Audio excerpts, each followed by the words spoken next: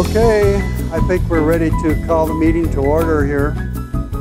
And before we have roll call, I just want to make an announcement. You'll notice that Mr. Stiller is not here this evening. He's had a serious illness, life-threatening illness. He's in the hospital. We'll be going to rehab. He recovered. I talked to him today, and he sounded about 1,000% better than he did when I originally talked to him. So I don't know when he'll be able to attend meetings again. But ask you all to keep him in your thoughts and prayers because he needs it right now. Okay, so we'll go through with roll call next. Chairman Marin? Here. Vice Chairman Smith? Here. Member Ambergy? Here. Member Cummings? Here. Member Eccles? Here. Member Pop? Here. Member Ramos? Here. Member Stiller? Excuse me. Member Verska? We have a quorum. Thank you, Diane. Okay, we have some presentations. The first was an archaeological survey update from staff. Oh, that's right. Well, it's not marked on here. Okay. I'm going to following the rules. Okay, we're going to do the pledge first.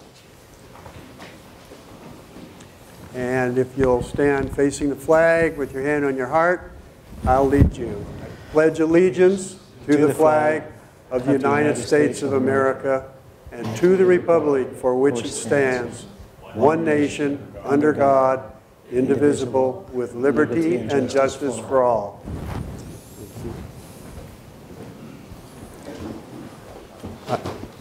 Here you go.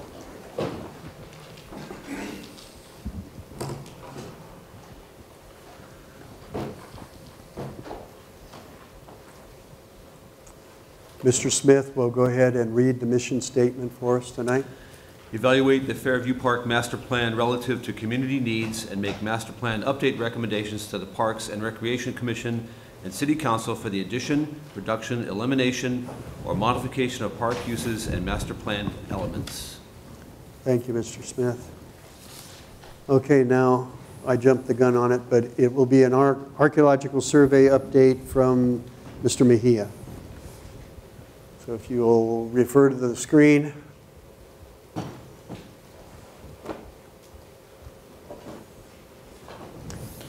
Before he starts, I just want you to all realize that with the new microphones, only have the green light on when you're speaking. Otherwise, turn it off. Otherwise, we get all this side noise, and it really makes it difficult to get a good recording of the meeting. So if you would be careful to do that, be sure to turn it on when you want to speak.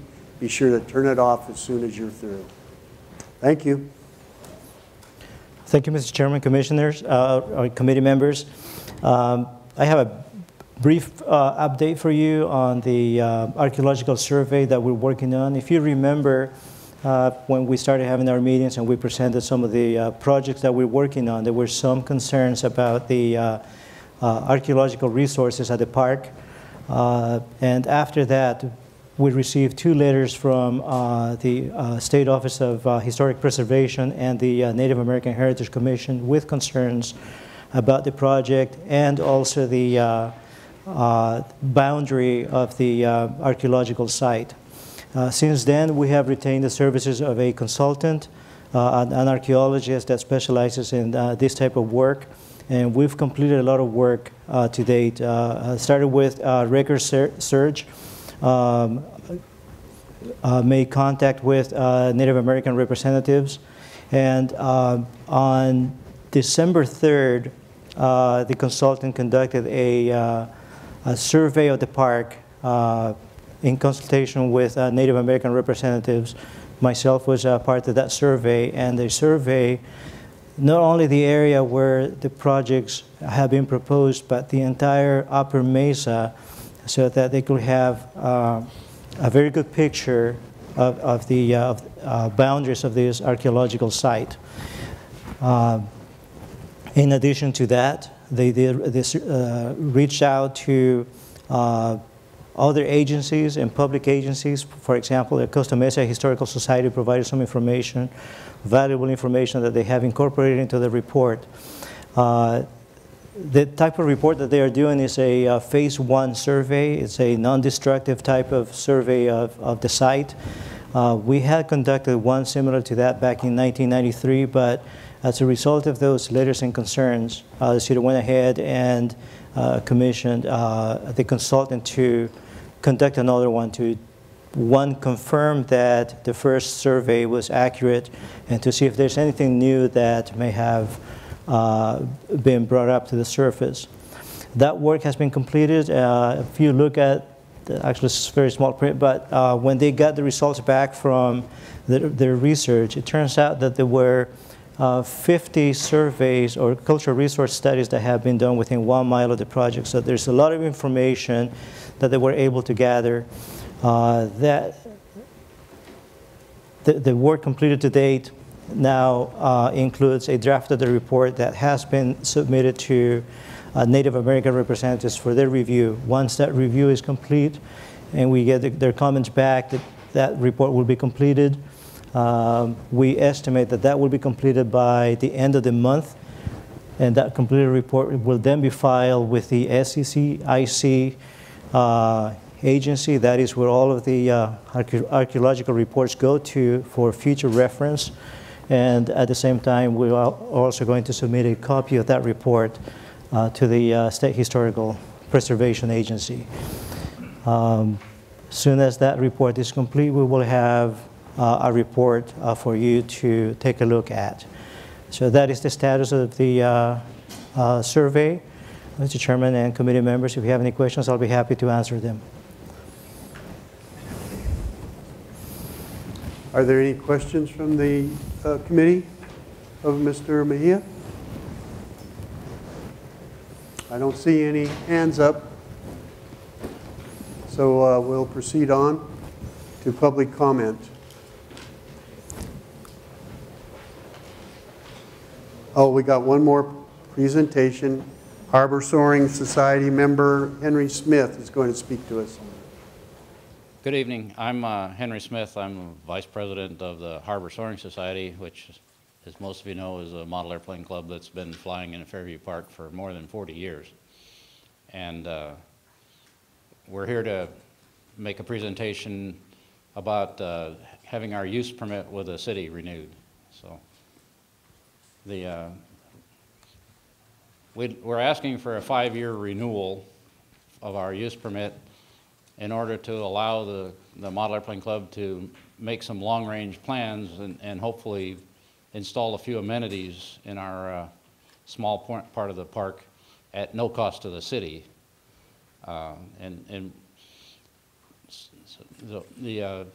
We've been flying in this field for since the early 60s sometime.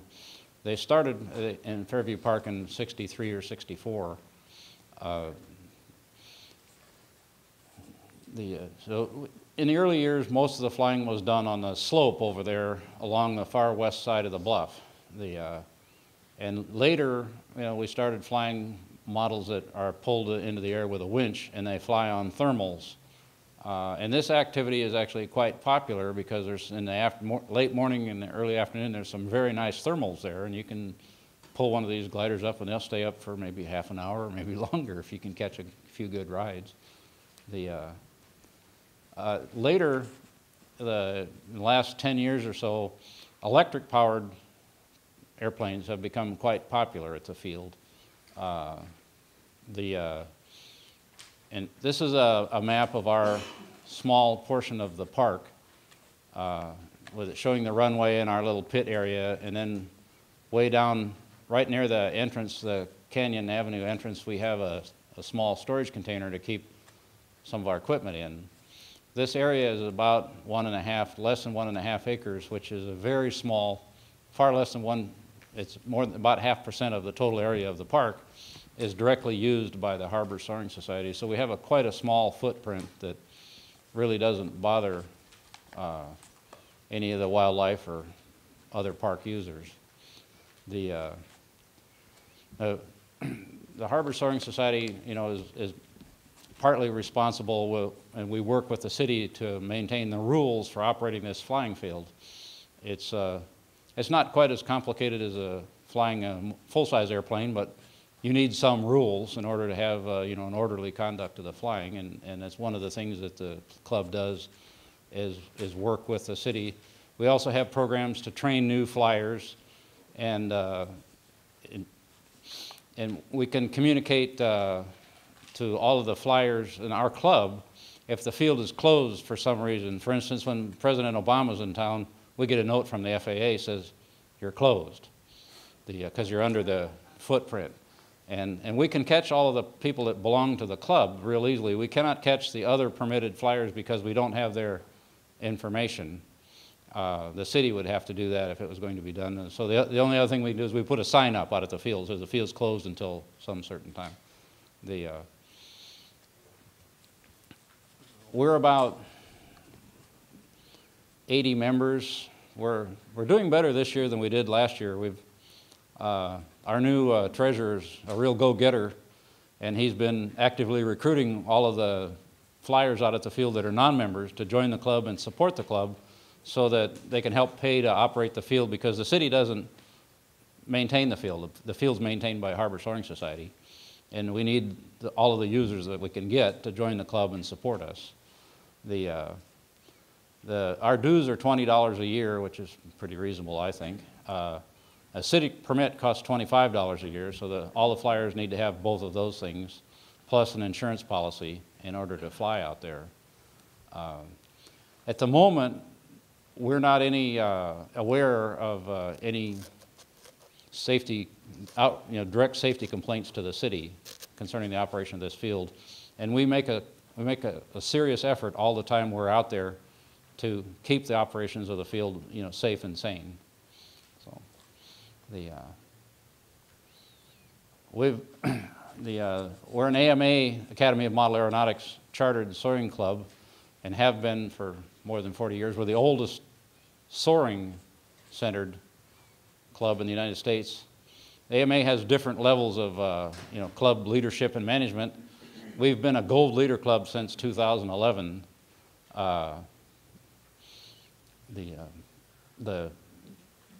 The insurance we have comes from the AMA. If you join the AMA, then you're automatically covered for $2.5 million, I guess, from the. I've never asked how much, because I don't want to know if the insurance is any good or not. But one of the things John Anderson, another member, will speak a lot more about this later. So we're going to just zoom through these slides, but. The Harbor Soaring Society really tries to help out the residents of the city of Costa Mesa if you want to take up model airplane flying. And also the Harbor Soaring Society, John Anderson and some other members teach design, build, fly classes at some of the local schools. And we offer these flying lessons and other things at no cost to the student. You can make an appointment with an instructor. The club will furnish everything else. They furnish an airplane, a radio, batteries, and an instructor. All you got to do is show up at the appointed time and take your lesson. And we've started quite a few flyers over the years. Ted Broberg is our current main instructor, and he does a really fine job of getting new people started. So, some of the other interesting things the club has done for the city is, to help out make the field better, is we helped a local Eagle Scout put up a signpost and a frequency control board at our field. We've supported some of the community activities in the past years, for when the city has a sort of a thing in the park or park cleanup. The Harbor Soaring Society will participate in those. And this was a few years ago now. What does it say, 2008? But we helped the city. The city asked us if we would help put up these signs in the park, and so the club rented this machine that digs the holes and bought the concrete and provided the muscle power, and put the signs up. And here's another picture of one day when we had a park cleanup. And you can see all the trash we picked up in the front, and there's more of it in the lower picture, and all the people that turned up at the field to help with the park cleanup. And we cleaned up not just our little area, but everything in the park on the west side of Placentia. We patrolled the whole park as best we could and picked up anything that looked like it didn't belong there. What are we looking at here? I don't. Oh, we've also. Somebody in the EPA asked for pictures of down there by the coast where the power plant is when there was a lot of water a few years ago, and Jim Ward, who's unfortunately deceased, brought his airplane out and took quite a few aerial photographs for these people and gave them to them. And we've done the same thing for the city of Costa Mesa, asked about pictures of the new repair of the tidelands and marshlands down at the bottom of the bluff. And I think Jim Hansen took those pictures and gave them to Robert Staples. Here's John Anderson's deal, huh? Yeah, okay, we're at the county fair here, but we had a booth at the county fair, and you can go to the next slide, please. Here's some people taking flying lessons, some young and some not so young. Ted is in some of these pictures, and these young people are all really enjoying themselves. And I'd like to point out again, at no cost to the student. Here's some of our students and a few of our people just out having fun, older, and with free flight or radio control models. Here's one of our flying buddies. We really try to be a good steward of the park, and we don't allow anyone to bother any of these birds. He just happened to be sitting out there one day when somebody came out with his airplane, so he took a picture of it.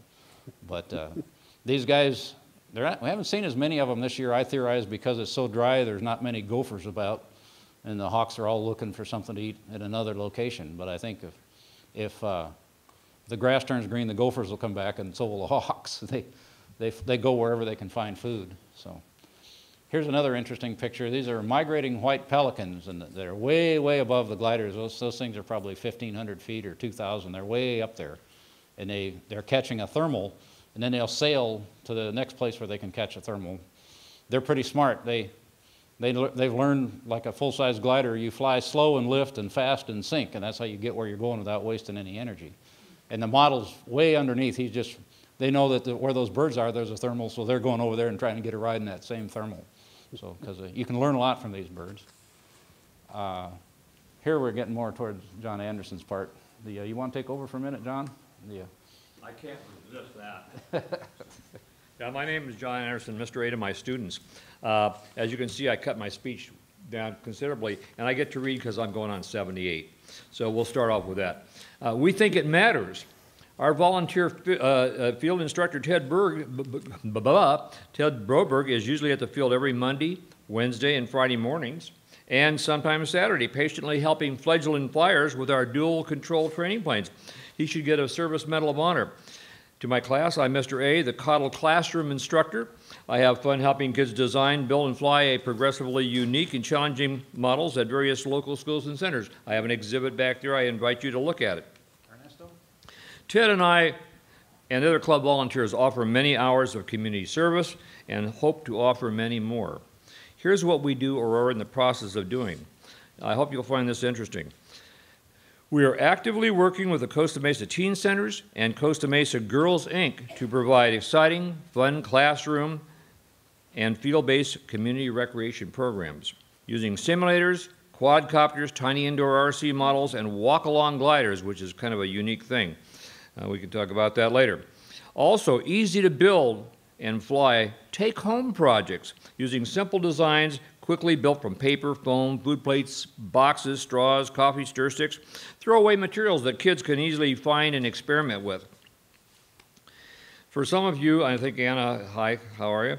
We're also considering an environmental outreach program in Fairview Park, working with the city and environmental groups with a focus on the special birds and soaring birds of Fairview Park and their local habitats.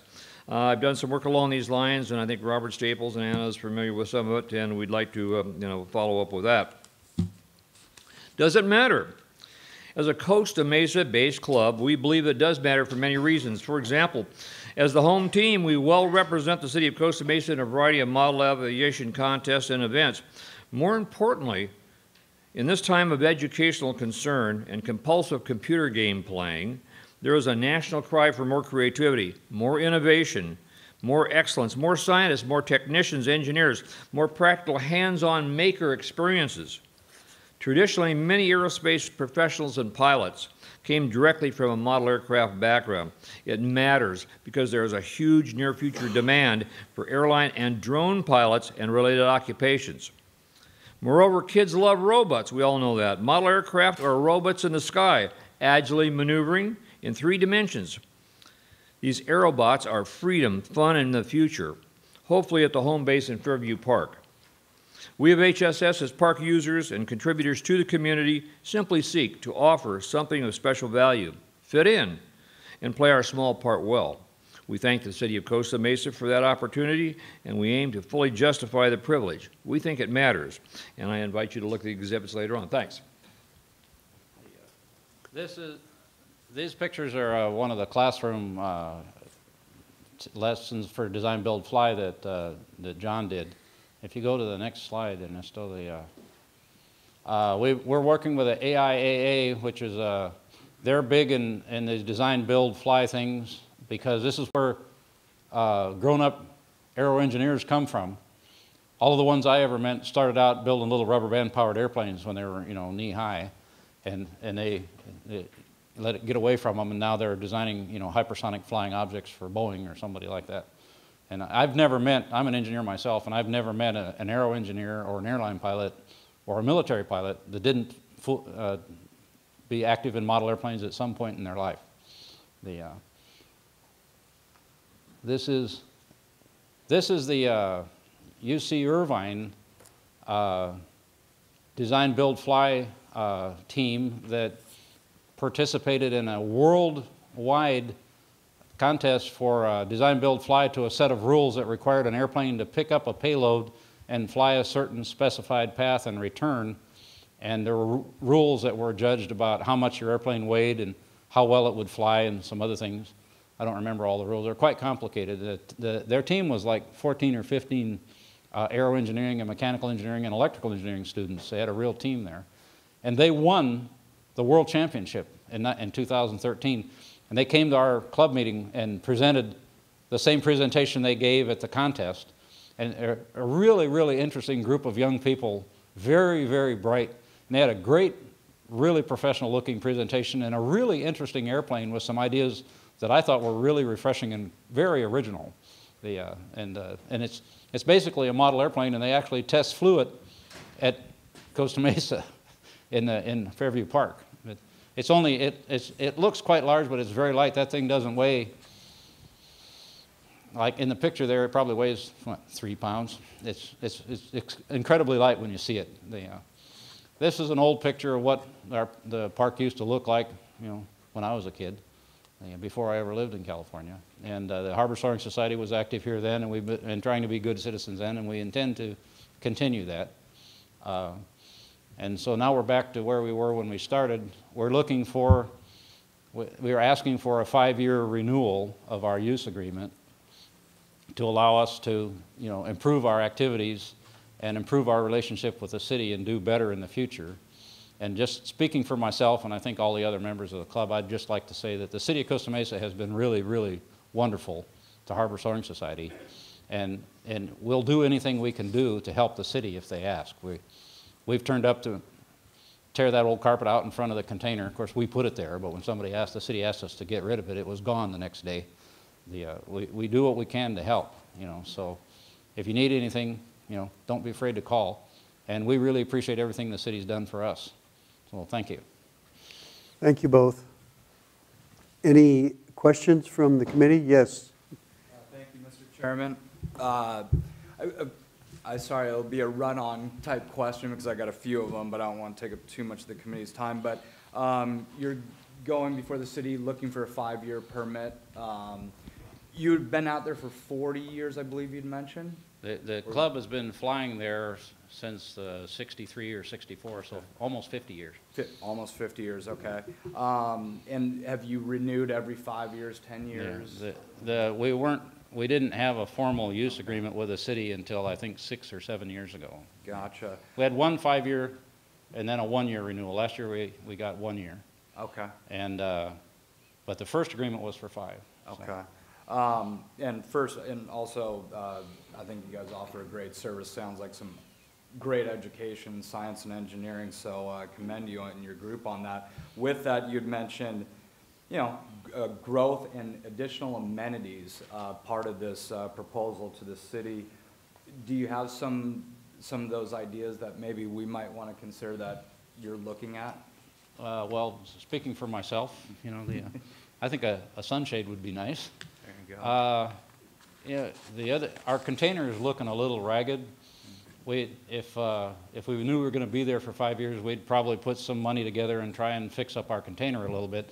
There again, we're not asking the city to do anything except let us do it.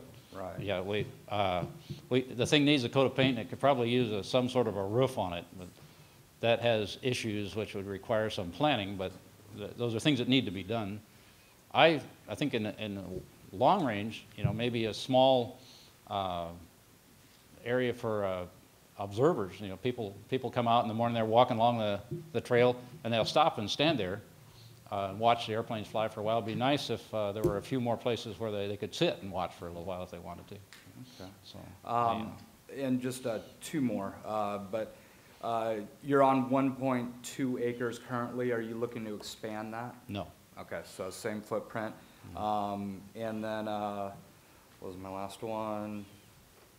I'm good right now, but thank you. Oh, you're welcome. Anybody else? Mr. Cummings have a question?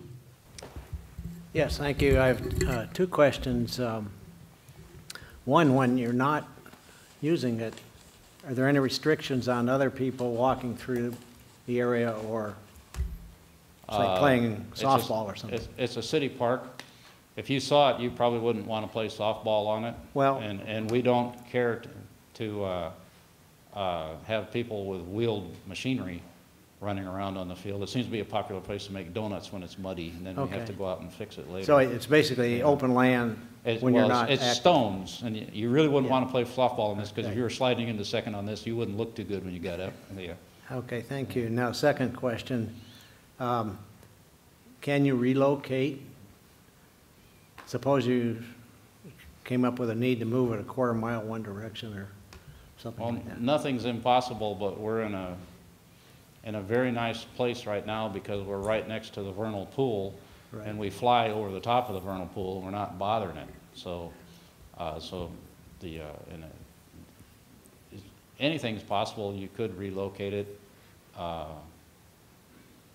You know, we've put a lot of effort and quite a bit of club money in making our little spot nice and flat and getting rid of the rocks and weeds and stuff. So, yeah, we could relocate it, but Okay, thank you. Any further questions? Mr. Ramos? You have, what, 85 to 90 members? Is that correct? yeah, at the moment, 85 or 90. Historically, it always goes up as the year goes on because people join as the year goes on, and then every year in the beginning it's less. You know. So what would you estimate other outside your club? Do you happen to know how many people have bought the $25 certificates from the city? We think there's probably at least 100 permitted flyers that do not belong to the club. Okay. Have you ever addressed those people at all, or? We do, and some of them just plain don't want to join. You know, Okay. And you can't really force So it. there's nothing in place to check the regulations of I'm assuming that when you're there, your club is heeding all the rules and policies. But I guess what I'm getting at, I've seen it at night flying or after your hours are out, and there are people out there. So I just wondered how you address that. Do you work with the city to curb that? The Harbor Soaring Society is not a law enforcement agency. So Okay. we can only encourage people to behave properly, and if they don't, call the ranger. That's all we can do. We've seen, I'll just mention, something I forgot to point out earlier, is that in the last 3 or 4 months, we've seen the ranger more often than we'd seen last year. And we're pleased about that because it's nice to know that the ranger comes by, and the presence of the ranger encourages people to behave properly. And in a few cases, we've talked to the ranger and said, you know, look, that that particular machine there is probably, it may be legal to fly it in here, but it's not appropriate.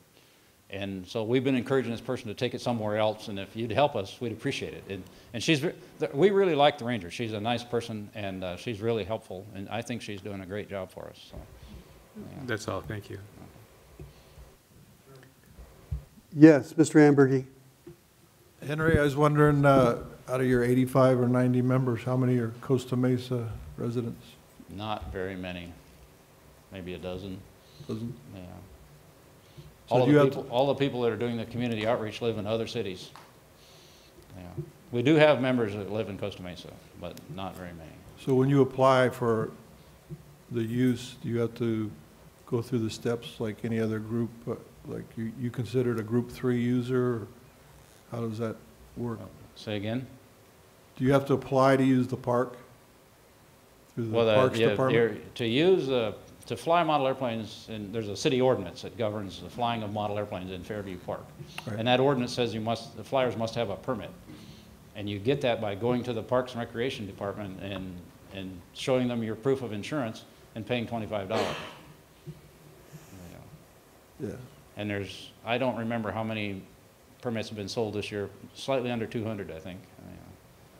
I don't remember. Last year it was a little over 200 permits were sold. Yeah. Thanks.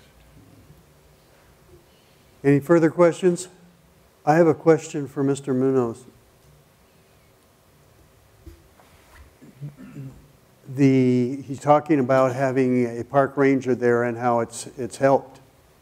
And are we still on the basis of only part-time rangers there? Or are we having a full-time ranger there? Park rangers are allocated through the police department. We do have, I believe there's 4 budgeted park rangers right now. I think that 1 or 2 of them are on leave right now. They were deployed for service. But the program is still there. The park rangers are budgeted, so. But do you still have the part-time rangers that you were employing to try to protect the area where the vernal pools are? I believe you're referring to park ambassadors. Okay, park ambassadors. There's park rangers have the ability to cite, and they're members of the police department. The park ambassadors are part-time employees, and there is 4 park ambassadors currently. 2, I believe, are allocated to Lions Park, and 2 are allocated to Fairview Park on a part-time basis. I see. Okay, so that's why you're having a little better situation, maybe, is because you have these ambassadors are helping somewhat. But I am of the opinion that we should have a full-time park ranger at Fairview Park. But I don't know whether that would be supported, but I think that's something we really need because a lot of things go on there that shouldn't go on there and wouldn't go on there if there was somebody there all the time. Yeah, well, thank you very much for your presentation. There are things that go on in the park after dark that you'd probably rather not know about. Yeah, I know. Because we find the remnants of it when we come out in the morning. So. Thank you so much for your presentation. And from there, we go to public comment.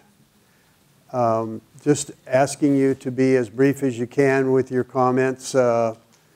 If you feel like you're going to support somebody else's position, please just say, well, I agree with that person. Thank you. Good evening. Harold Whitesboro, Costa Mesa resident. A couple of things. We're now getting into that southwest quadrant, the one we've talked so much about, where there's flat land, and people want to do stuff to flat land. But sometimes the flat land is just nice to leave alone. I can't encourage you enough to not build anything on the areas of flat land in the southwest quadrant. There may be some technical issues that we need to deal with, but in terms of leaving it in its natural state, I think it's a really important characteristic for the city. The issues of sports fields, which have been discussed I don't want to say ad nauseum, but certainly a great deal, require a different look and opinion than let's just pave over Fairview Park. And I think there are alternatives for the sports fields, lighting them, and otherwise that need to be considered that go outside of the Fairview Park arena. One of the other things, too, which I think is very intriguing and something that you might want to just start a consideration about. You know, last night we were at City Council, and Ron put on a terrific presentation about the great things we do for sports in the city and how much we've helped to build kids and develop them in sports. And that's terrific. There's nothing, it's a great thing. It's a great organization that they put together. Steve certainly has been very active in it. But one of the things that's really interesting is we don't really produce that many sports professionals. I mean, we teach teamwork. We teach kids how to set goals and go after them, and that's great. One of the things that we don't seem to spend as much effort on in the educational system, as much as I'd like to see them, is what was just referred to as STEM programs, science, technology, engineering, and math, getting kids more involved in that which can determine their future. Courses in coding, courses in computers, courses in building machines, courses in robots, courses like Lego produces, where they teach kids how to build robots from Lego and create contests. I think if we could give more support, and if not equal support, to those kinds of extracurricular programs where kids can start to get more involved in STEM programming, enjoy them, the logic of having the Soaring Society at Fairview Park would become more apparent to people, because kids would have programs within the schools themselves that have extracurricular activities, and the application of those skills in something like learning how to fly something that gets off the ground, that's heavier than air, would start to make a lot more sense. So although that's not the purview of this committee, I just want to put it out there as something that the city might want to start directing some of its energy at. Thank you very much. Thank you very much. Mr. Collins, you're next. My name's Gilbert Collins, and my comments that I had planned were agreed with you. One of the most pleasing experiences of that quadrant is that it's flat. It's a mesa, and it gives you excellent visions off in the future. It gives you some nice feelings. I can remember being at the vernal pool filled with water and seeing in the distance the snow-covered mountains directly to the north, 100 miles away. And I was thinking then at the time how nice it would be to see people 3,000 years ago coming out and doing the same thing. You build anything on that mesa. It could be a wall, a fence, an observation platform. Any kind of a structure is going to take away that nice feeling of seeing horizon. Okay, second comment was about the Soaring Society. Can I comment on that? Surely. Okay, I feel that the footprint it was described is much bigger than that. As you can see, the area is scraped clean. It's more than just the drought that has caused that dirt to be totally bare over a very wide area. I don't believe limitations in their area have been well defined. The master plan has some very good comments on the width of the launching area, the space suggested for a landing area. It seems to me that an awful lot of people are going back and forth through the area. A pathway is like a cancer. It spreads, particularly when there's a drought. So it's a big, huge, flat, ugly area right now. Secondly, the footprint extends up in the air. I don't like to see planes flying over the lump of dirt just to the west of the bathroom, where a lot of people are playing on the BMX bikes and model cars. I don't like to see the planes or hear the planes over the concrete pathway that leads towards the west. And I don't like to see them flying over an area or even near it where the proposed tot lot is planned. I know they have an excellent safety record, but there are always aberrant flights. And I think the city is taking a chance on liability in that area, but that's their problem. I wish the flights would be further to the west, of course, then you're dealing with part of the archaeological site. But I certainly don't like to see the planes taking over that huge area. In regard to wildlife, it's your subjective opinion that you're not disturbing the wildlife. How do you know you're not disturbing the vultures and the hawks that are up overhead or the scurrying little animals that are down on the ground? You may not like the ground 3 minutes. squirrels, but that's it. So those are a few comments, and thank you. Thank you, Gil.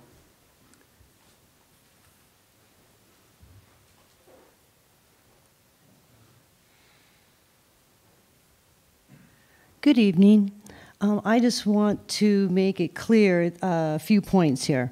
I was at the Parks and Rec meeting the other night, and this big talk about sport fields finally came out. Yahoo!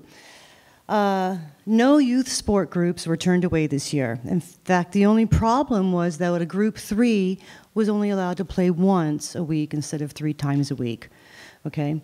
The 2 adult groups that were turned away, we have to thank to a majority of city council members who voted to do that, to allow a group 3 user to take the field on a certain night from a group 1 user, which is not following city policy for field use and allocation, which probably shouldn't be surprising. Another thing is why the vernal pools are still left to be destroyed. Okay, I know that supposedly we're waiting for U.S. Fish and Wildlife to tell us what to do, okay, but that doesn't mean they should be left to be destroyed, okay? Why are you not doing anything and you're allowing something to happen to them? This is not being a steward of the land, okay? Another thing is that the language, this committee, okay, the purpose of it is for you to get what we want, not what council majority tells you, okay? It undermines it. When one of your members say that we disagree, it's undermining the committee's purpose, okay? The logic here is very bad. So, what I would like to hear from this committee is restoration, preservation, bringing science, biology, things kids love. I teach in 4 districts. I know what kids love. Not everybody wants to be a baseball player, a hockey player, a soccer player, okay? I deal with kids a lot. I know what they want. I know what adults want. Please start listening to us. Thank you. Thank you very much. Yes, sir. Hi, hi, Chairman and committee members. I'm Christian Redmond. I've already been here once, but I just wanted to give a quick update on my project and a question to the board, which which has been an obstacle that I'd like to get done before the project is finished. First of all, I have made the orders for the plants, and it's approximately about 800. It's actually 800 plants that I have ordered. And what I've done is I put the limits of the planting area are established. There are 14 50-foot circles are in place now. There are temporary caution tape around the area for the perimeter, which is only temporarily. The planting patterns and details of planning have been reviewed with city with botanist, and the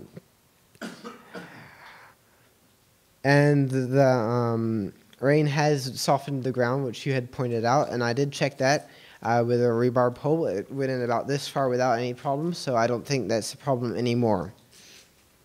And also the funding is going on quite fine. But my question is, the only spigot in the area happens to be the bathroom, and that's a good 500 feet away. And the only other way to get water is through the sprinkling system. But in case there is, for some reason, there's plants that's out of reach of the sprinkling system or aren't doing well, I would like to request a spigot where you can at least put a bucket there and fill it up instead of having to go 500 feet to the bathrooms and back for a bucket of water, which is a major pain, not just for now, but in the long run, a year ahead of time. And also this, I'm hoping to be taking care of this project to at least in November, or have some affiliation with keeping the plants alive and well. So I think that was about it. Thank you. I just have one comment to the young gentleman. Excuse me, could I just say one thing to you? There are certain plants in that area that have done very well, even in spite of the drought.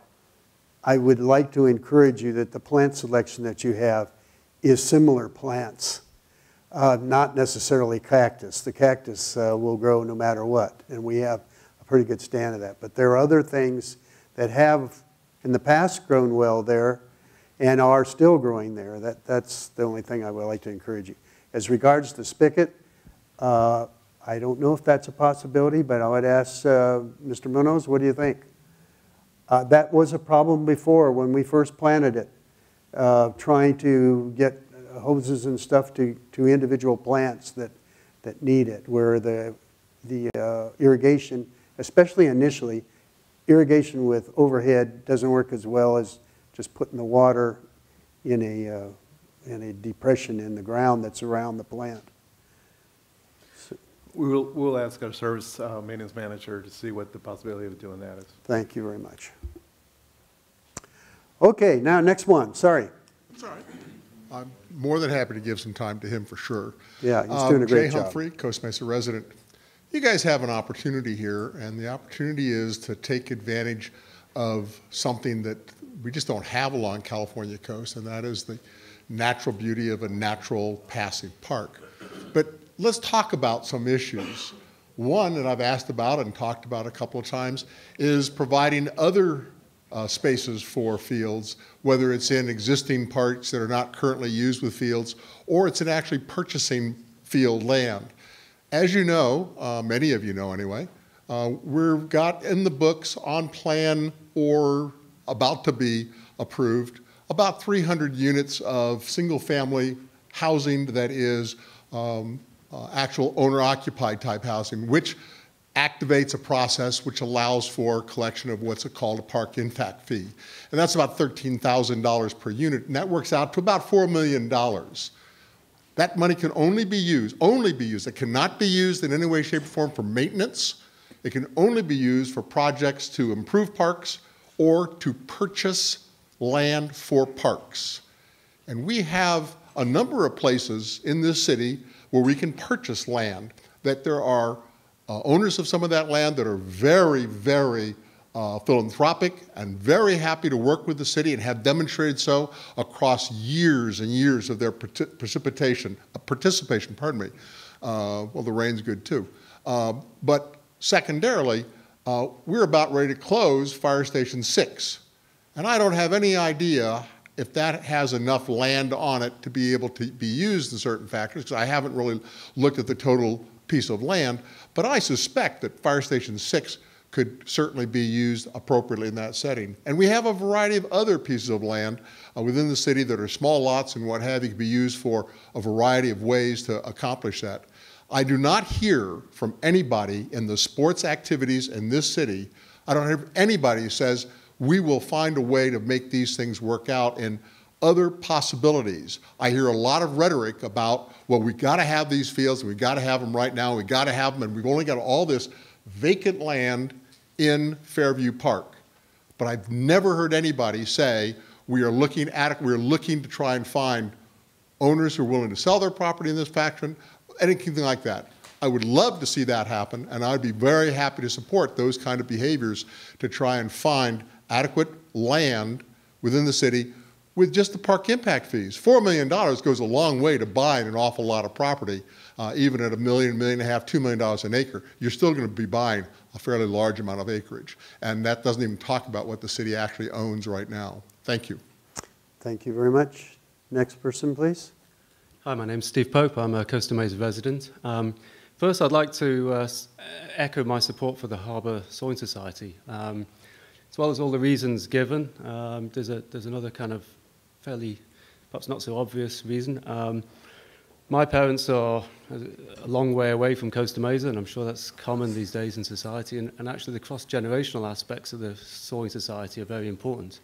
It's actually a very interesting place for my children to interact with the older generation and get a lot of support from them. So that's another point in its favour. All my kids have taken advantage of the training that they offer, and it's very, very useful. Secondly, as a parent of 4 boys, so I've got 4 boys aged 7 to 17. They're all active, normal kids, and have all been involved in organised sport. Never once have they had a difficulty in finding a place to participate, and that's never been a problem. Whereas finding places in a very built-up area of Orange County to enjoy natural beauty is a scarce resource. Another point, the park is a natural park in a rural setting, and as the fires that happened there just before Christmas show, things happen, and it doesn't take much for a natural, wilderness almost ecosystem to suffer great harm. And if it's not a park that's tended and perfect. It actually has to kind of live in its own space. So point being that if you could over-constrain it, and then something happens to the smaller area, you can destroy whole ecosystems just like that. You actually need a big space for it to play in. And then the final thing is, you look around other cities in the area, and they all have very strong open space policies. I mean, there's a lot of reasons why I don't want to live in Irvine. I do enjoy Costa Mesa. But you look at Irvine's open space policies for the parks that it's got, they make very strong statements, and I think that's something that Costa Mesa can learn from. Natural spaces should be natural in perpetuity. And getting that statement loud and clear and strong forever is something I think that this committee can recommend, and doing so will kind of prevent this kind of cyclic occurrence happening where every 5 years everybody has to stand up all over again and debate the point of its natural resources. Let's just get it sorted once and for all. Thank you. Okay, I think this is going to be the last one. Good evening, commissioners and committee members. I'm Jane Olinger with the California Cultural Preservation Alliance. We want to congratulate you on your open space policy in your for your city, and the open space policy that you've maintained all these years. And I know you all are working very, very hard on that. Just 2 quick things. You mentioned that there are letters, one from the Native American Heritage Commission and the other one from SHPO. Are those letters available for the public to read?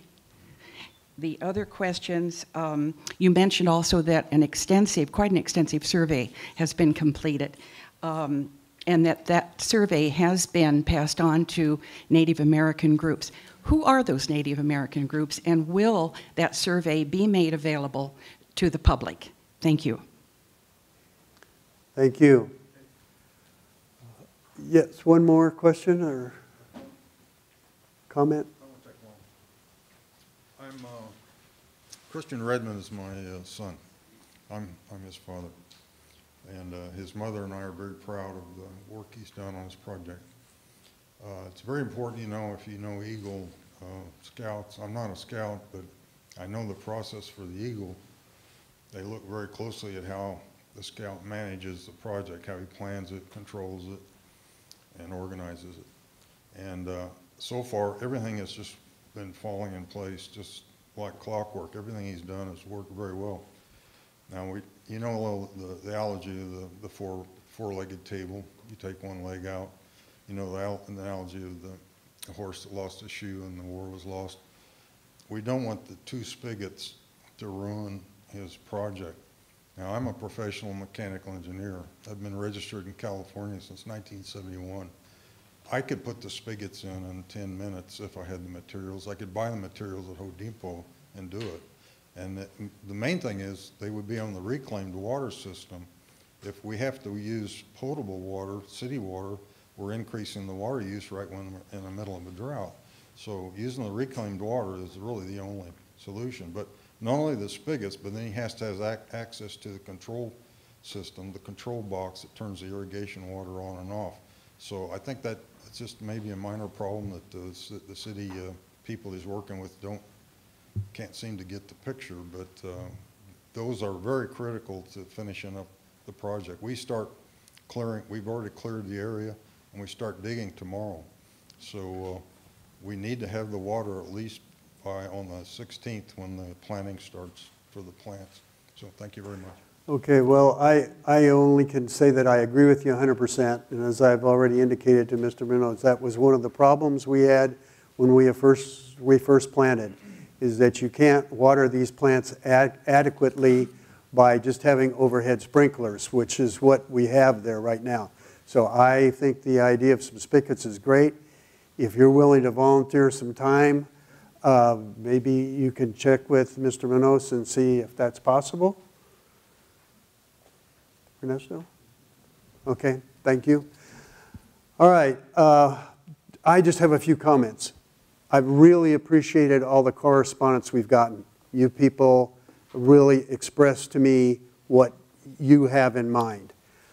I have a few things that I want to bring up because we had about 3 really excellent communications in last month's packet, which we don't get to see usually until after the meeting's over.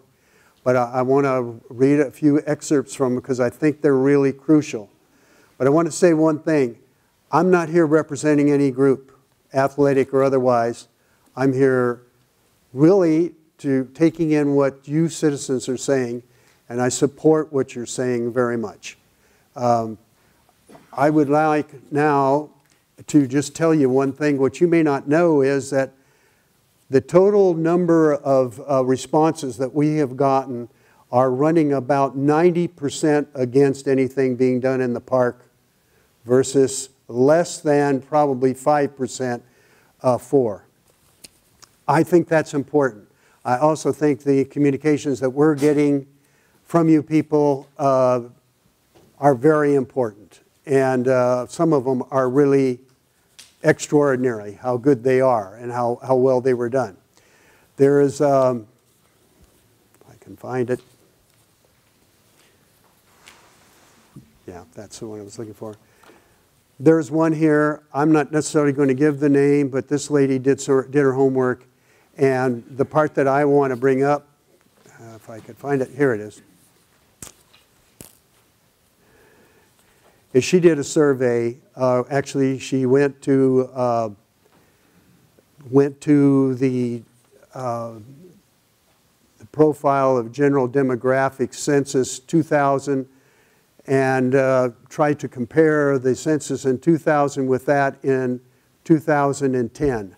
And I think she did a successful job. And what she showed is that the number of youths at school age has decreased. The number of older people has increased. And she's saying to us in this letter is really, what are we doing? Are we going to build more fields for the old folks? Is that who we're building them for? Furthermore, she thinks it's not reasonable to allow out-of-area teams to be participating. That's one of the bugs that I have as well, especially teams that don't even have Costa Mesa in their name. They're telling us that they're from either Back Bay rugby team or it's the Newport Beach Lightning. I just kind of wonder about that. Anyway, I think that, and she makes a very good point, and I can't disagree with it. I'm concerned that the Fairview Park Citizens Advisory Committee does not truly represent a cross-section of Costa Mesa residents. I agree with that.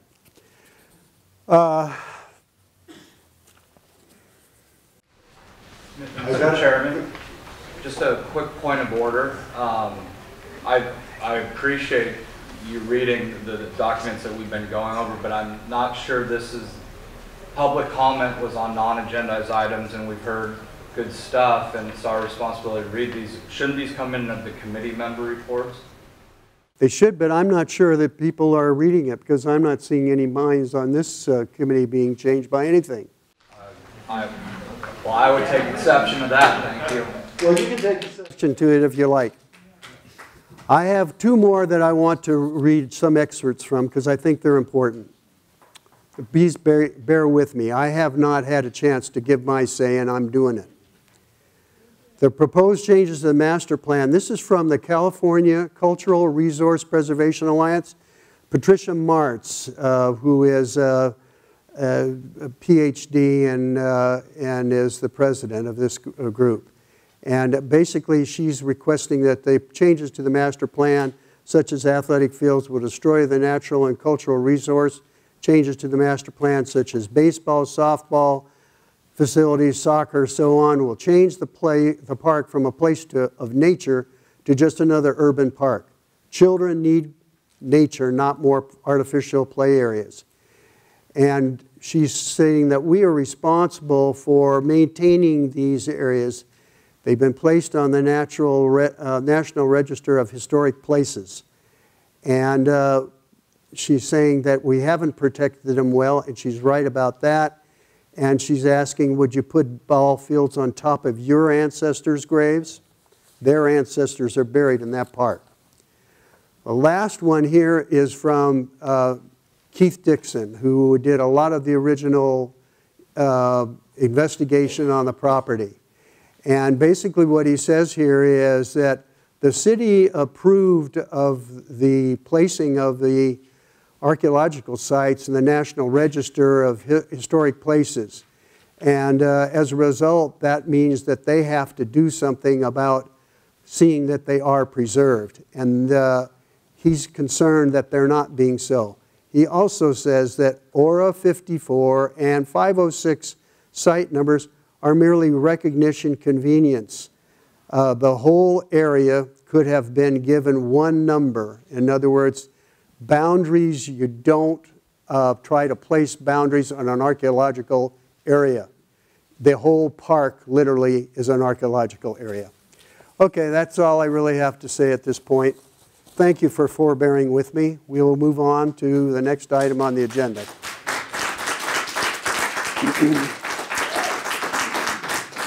I might add that I've held my water for a long time, but I'm telling you, tonight is it. I am telling you how I personally feel. And I want to say one other thing right now. I feel this is an issue that's important enough. It should be on the ballot. It's not something for this committee or the Parks and Recreation or the City Council to make a decision on. This is the people's park, period. Can we hold the comments till we get to committee member comments towards the end? Thank you. Okay, next item on the agenda is I'm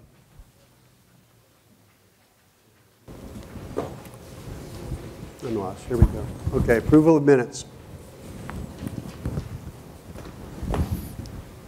I'm willing to hear a motion regarding approval of minutes. I would move to approve the minutes as submitted. And a second, please. Second. All right, so moved. Vote. Hands. Okay. Old business, there is none. New business, Southwest Quadrant report. And that will be a staff presentation, PowerPoint by Mr. Mejia. Reviewing the master plan one more time before we go into the review of the items for tonight. So what I'm going to do is I'm going to point with my pointer to the different elements that are a part of the master plan, starting with the northeast corner of this quadrant. That's where the bridge is now.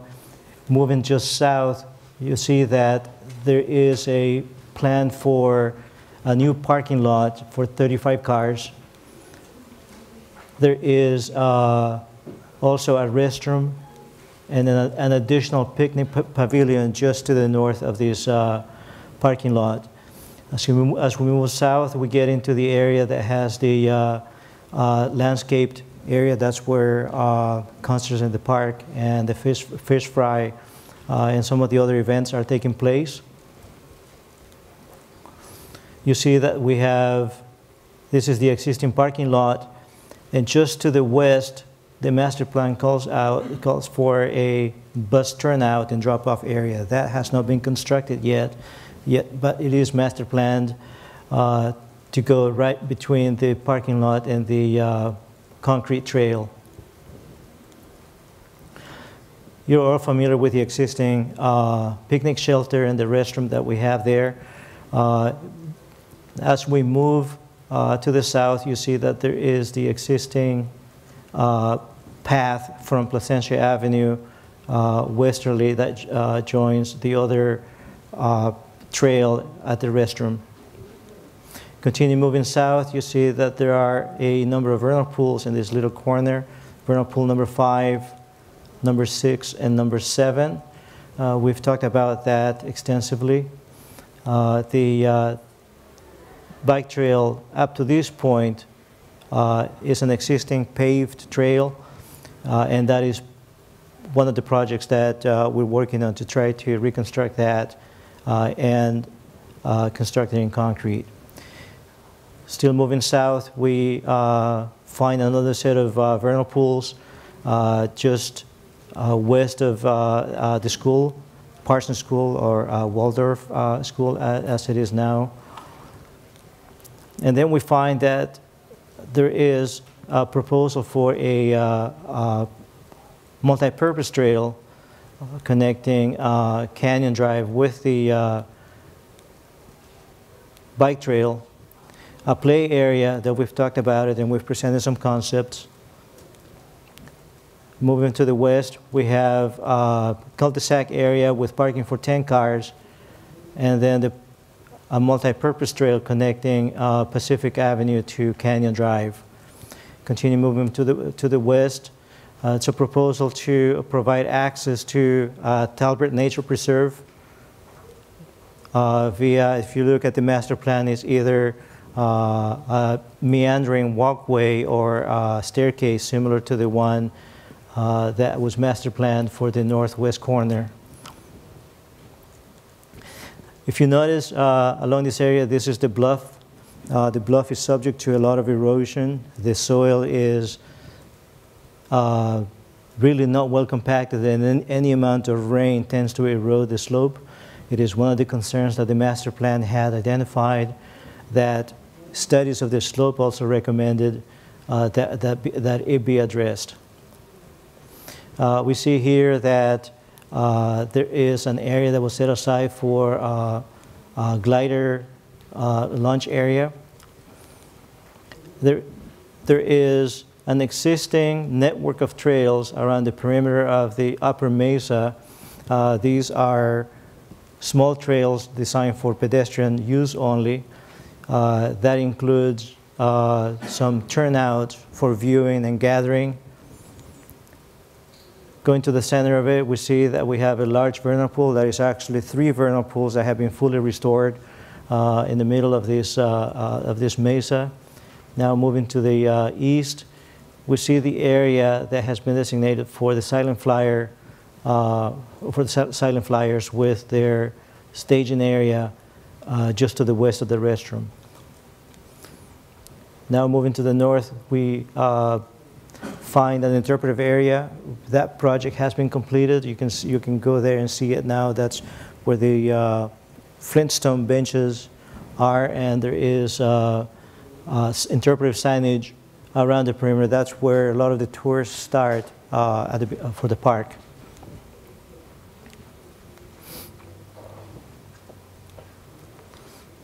Now moving to the north and still within the same area, now we see that this plan calls for also a meandering walkway that's supposed to be ADA compliant. That means that it's not in excess of 5%, and the reason it's meandering is looking for the grade to catch up to the slope. It's a very steep slope, so that's why it takes on that shape. This master plan doesn't show, but about 5 years ago, another pedestrian trail was added down the middle that has a much milder slope. It will make it easier for our users to get from the parking lot down to Lower Fairview Park. Again, looking over here, we see those are the stairs that we built also about 4 or 5 years ago. It has room for a small viewing area.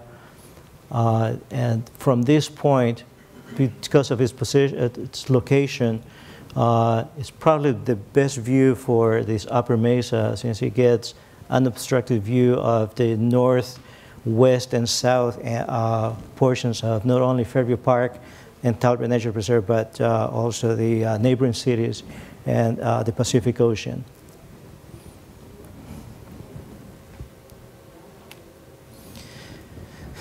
So during one of our previous meetings, we talked about some of the projects that we're working on. The multi-purpose trails that I talked about, that is this trail here, the trail that starts at the end of Canyon and moving north down to Talbot Nature Preserve, as well as the trail between Canyon and Pacific. Those are projects currently under design and going through the environmental process. The North Slope stabilization and coastal bluff scrub planting is part of the same project, where once we reconstruct this, our plan is also to repair the slope and replant it with native plants. We're also working on the construction of this, the parking lot. The design for that project has been completed for quite some time, and we're incorporating that into this project to try to get the economy of scale, to get better prices so we can construct as many of these master plan improvements at this time. We have 3 entryway improvements that we're looking at, the one of Placentia, the one at the end of Canyon, and the one at the end of Pacific. As directed by City Council, the entryway improvements and the cul-de-sac, at this time, it will be constructed only as a cul-de-sac without parking. We're also working on the design for the play area, and that is a project that will be considered if there is sufficient funding after we put the project out to bid.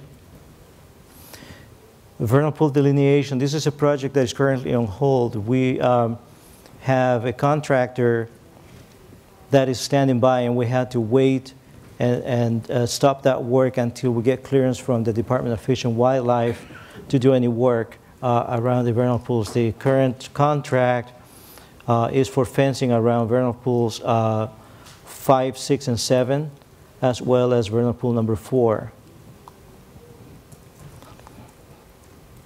The other major project that we're working on, and we've presented updates to you, is the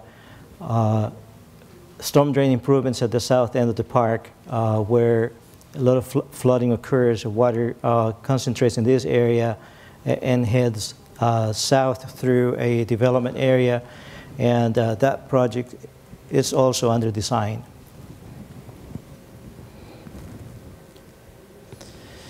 So again, for your consideration, as you look at the items tonight, think about some of the constraints that we have at the park. One of the bigger constraints is the slopes, the steepness and the erosion that is taking place. The soils that were deposited in this area that need to be cleared and leveled. The drainage and flooding that occurs at the south end of the park. Existing park facilities, for example, the existing parking lot, Placentia Avenue, and the multi-purpose trails, as well as existing utilities. As you are now familiar, there is a major gas transmission main that runs east to west along the south end of the park, as well as Edison lines. So with that review, that's a little refresher. Last month we looked at, again, for this quadrant, the 35 items that were proposed to be considered for the park. The committee took a vote and eliminated the items that are circled in red as, and determined that those were not applicable to this quadrant, and that left a total of 24 items for you to consider. Those are quite a few items, And your current agenda has only one half of those items to be considered tonight, and those are the ones that are circled in green. Notice that, just for clarification so that we don't get confused, we've renumbered these in sequential order to make sure that they follow a sequence, but they are exactly the same items as the previous list that we had. So tonight, you're going to be considering items numbers 1 through 12. Your agenda shows that. We request that when you take a vote for that item, as you did with the previous item, we request that we vote on a yes vote and hold your hand, and the same for the no vote so that we can record the results. And that will help us establish the priority of those items based on your input. So with that, Mr. Chairman, what I'll do is I will display each item, and you may go ahead and have discussion and follow the agenda bullet items as a sequence. All right, then I'll start out with... Mr. Chair? Sorry, Ms. Verska? Pardon, I have a question for Mr. Mejia. Under the constraints, do we have to consider endangered or sensitive species? I know I was looking earlier at a 2006 or 2007 LSA report, which documented several both plant and animal species. I'm not sure if anything's been done since then. Mr. Chairman? Yes. If I may, yes. If the committee will allow, as we look at each one of these items, a vote will be taken whether to consider that item in more detail and to come back and report to you. If you can look at each one of the items as originally proposed, the items that remain, those are the ones that we're going to evaluate, and then we will provide to you our preliminary feasibility for that item if it gets moved to be considered further. Okay, it says additional picnic structures. This was my my item that I put on the agenda, and basically I'm already aware of the fact that we're going to have one in the north side, north of the entrance. I felt, and I still feel, that we should have one in the grassy area, south of the existing one, almost at the fence line with Estancia. It's close to use that particular bathroom. I think that would be good. We don't have to build another bathroom for it. And I think it's a far better location than what has already been mentioned for putting near Pacific Avenue. I call for discussion on the item. Anybody have any discussion at all?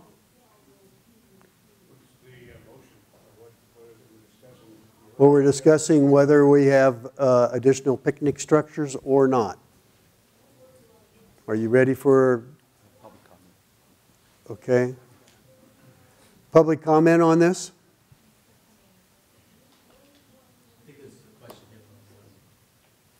Yes. Yeah, hang on, he's going to do one here. My reaction is very positive.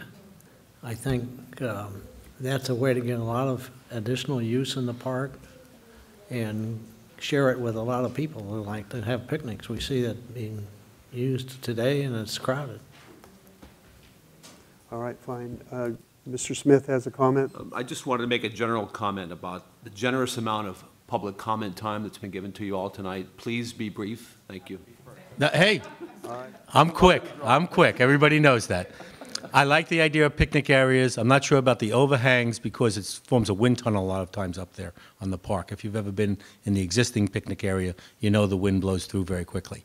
But the idea of having picnic tables available to people where they could sit with their families and friends and have lunch or dinner is a great idea. I think being near the bathroom is key. I don't think they need to be spread all over the park. Thank you. Thank you. Another comment? And I'll be quick as well. And I think additional picnic structures is a good idea in the location that you specified near Estancia High School. near the bathrooms, not at the end of Pacific. I noticed that there's, I think we might have another vernal pool at the end of Pacific. So I think, and there's no bathrooms, and we don't need a playground because we don't need a playground on top of a playground. So the picnic structures right near Estancia would be a good idea. Thank you. Thank you. Any further comment? Thank you very much. We call for the question now. The question will be, do we approve the idea of additional picnic structures? All those in favor, please. Wait, can I just ask a question? I'm sorry. The way I believe we've done it, we take a motion. If there's no motion, we don't vote. I just want to be clear, is this the way we're going to do it, or? In other words, are we following Robert's rules? Right.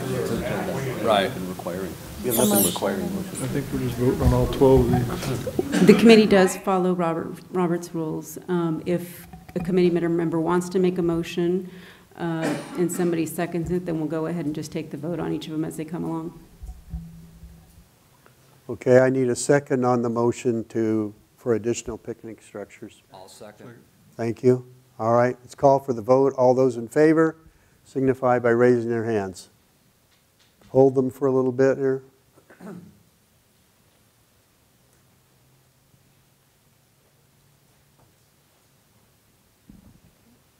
Thank you. Item number 2. Oh, I'm sorry.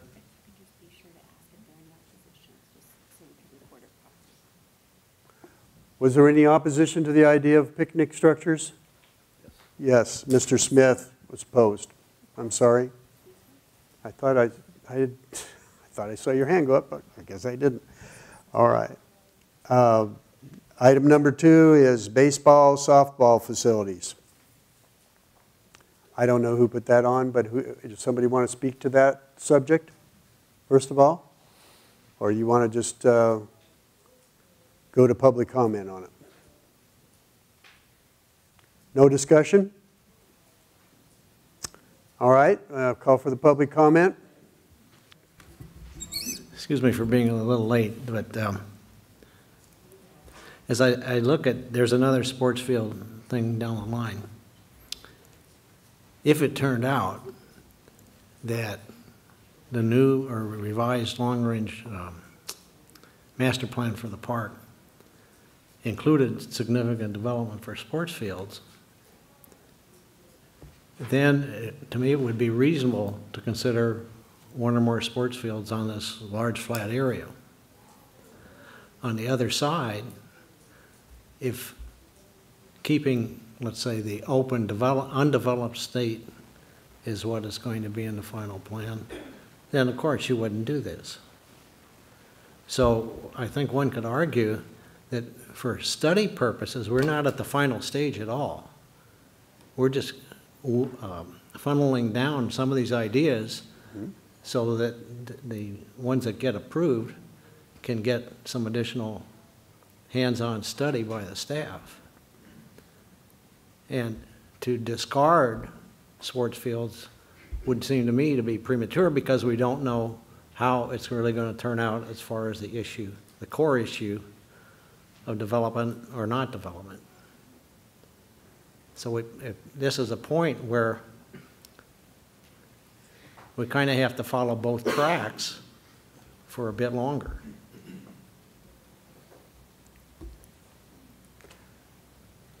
Any further comment from the committee? All right, Mr. Weitzberg, go ahead. I was going to be briefer, but now I'll have to be a little longer. First of all, again, the idea of looking at options for sports fields around the city is something that's important to do. And I'll say Brett and I have been talking about that and what are some of those options that we could look at. To help make it easier for some of the committee members, the idea of sports fields on the flat area of the southwest quadrant of Fairview Park is a bad idea for at least 15 reasons that have been stated again and again and again. I won't repeat them again because that would be too long. Thank you very much. Thank you. Yes, sir? Quick comment, as well as a local resident, I'm obviously a local taxpayer, and I object to my taxpayer dollars being spent on investigations ad nauseum into options which are clearly unviable. I'd like you just to strike them out and move forward. Thank you. Thank you, sir. Yes, ma'am? Cindy Black, longtime resident. It's a big negative for sports fields in Fairview Park. Fairview Park was never intended to be a place for sports fields. It's a nature park. It has a lot of valuable resources, including vernal pools, that some people choose to ignore. And we need to protect it and add to it and put in some native habitat and vegetation, improve upon it. No sports fields there. We got to look for other places for them. This is going to be the last one now, folks. Good evening. I'm a longtime Costa Mesa resident, and I agree with my fellows here that this is not the place for sports fields. I think there are some really beautiful resources that we can never get back if once we level the ground and put grass on the top. So I hope that it stays natural. Thanks. Thank you. Ms. Guinness. I'm not going to weigh in as to whether there should or shouldn't be ball fields, but what I will weigh in on is the fact that there was a master plan that was prepared as part of the purchase agreement for the park. It was prepared by Reynolds Group, and there's a reference to it in the deed in the purchase agreement for the property that the city of Costa Mesa would adhere to that plan, and I think it would behoove the group somebody needs to supply a copy of that plan to the group, because there is a contract stating that we will pursue that plan. And whether something is or is not on that plan can be critical to implementation of the plan. Thank you. We have not had privy to that plan, but we have had the master agreement between the city, county, and the state. And what it says there in number 7 on the second page is simply that this is to be preserved as open space in perpetuity, because they gave the city of Costa Mesa a break on what the cost would be. And so that's what I would go by, but I would love to see that other piece of information if we could get it. Thank you. Any further discussion? We've taken our public comment. At this point, I think we're ready to call for the vote. Does anybody want to make a motion? Committee Member Pop, the motion would be whether the committee would like further analysis in regards to. Tell me who seconded that motion. Oh, I'm just suggesting that it was unclear to me whether you didn't know what motion would be required. It would be up to the committee to go ahead and make the motion now. Nobody's making a motion, so it dies for lack of a motion.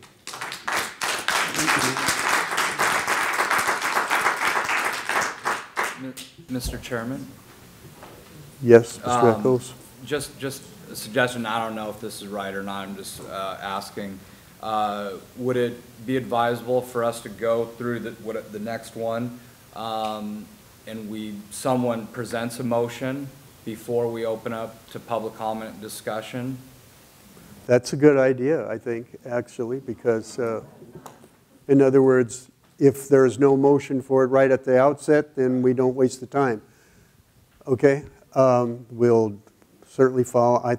Is that all right according to Robert's rules? All right. All right, so the next one is number 3, expand train routes. Am I incorrect? I just, if I may, Mr. Chairman, yes, Mr. I think that the public, we have a public comment section in here, and that if we don't allow the public to weigh in on this, then there really isn't much point in some people showing up for their particular area of interest. So if we have a motion, we decide not to discuss it, then we're not allowing public comment. All right. If I'm understanding you correctly. Okay, so I was just saying if we're not good, if there's no motion, we move on to the next item. Right, but my point is I'd like to allow the public to weigh in. There may be some information, new information that might be presented. So Okay. So you're saying before we table this, we should ask for public discussion? keep it the way it was. That's what I'm saying. The way it happened is okay with you? Okay. Mr. Chairman? Yes, Mr. Pop? I would have to agree with Mr. Smith that if we right now say we aren't interested in voting on it or having a motion, we might actually change our minds after the public comment and say there is a motion here or even amend what we want to do. So I would favor going ahead and hearing the public comments before we make a motion and then conducting it according to Roberts. All right, I agree with you, Mr. Pop. Okay, so we'll do that. So we're going back to the same item, expand train routes. And any people in the audience want to discuss this?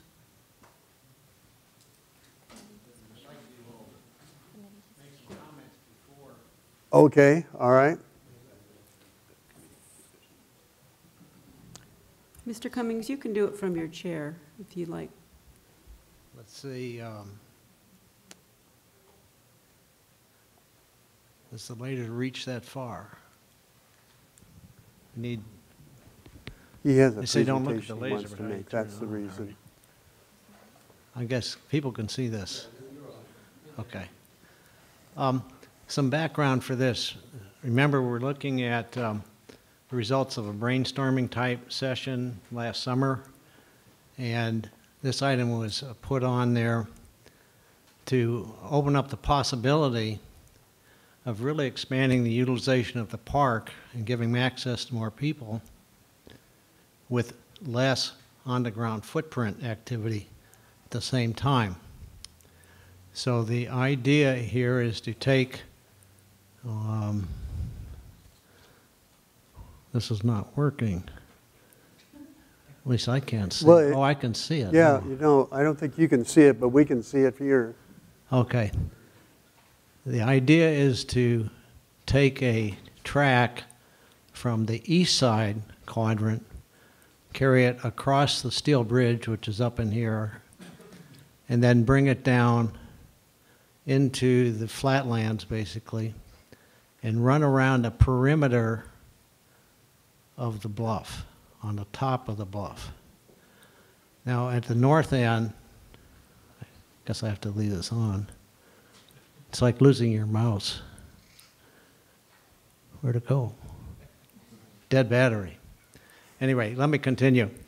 At the north end, you see a footpath shown, and the path of this track would follow that footpath, basically, all the way south along the top of the bluff, and then around and at the far end in the south, it would curve back and loop across and up the east side. There would be a cutoff midway that would have a stop for viewers of the vernal pool.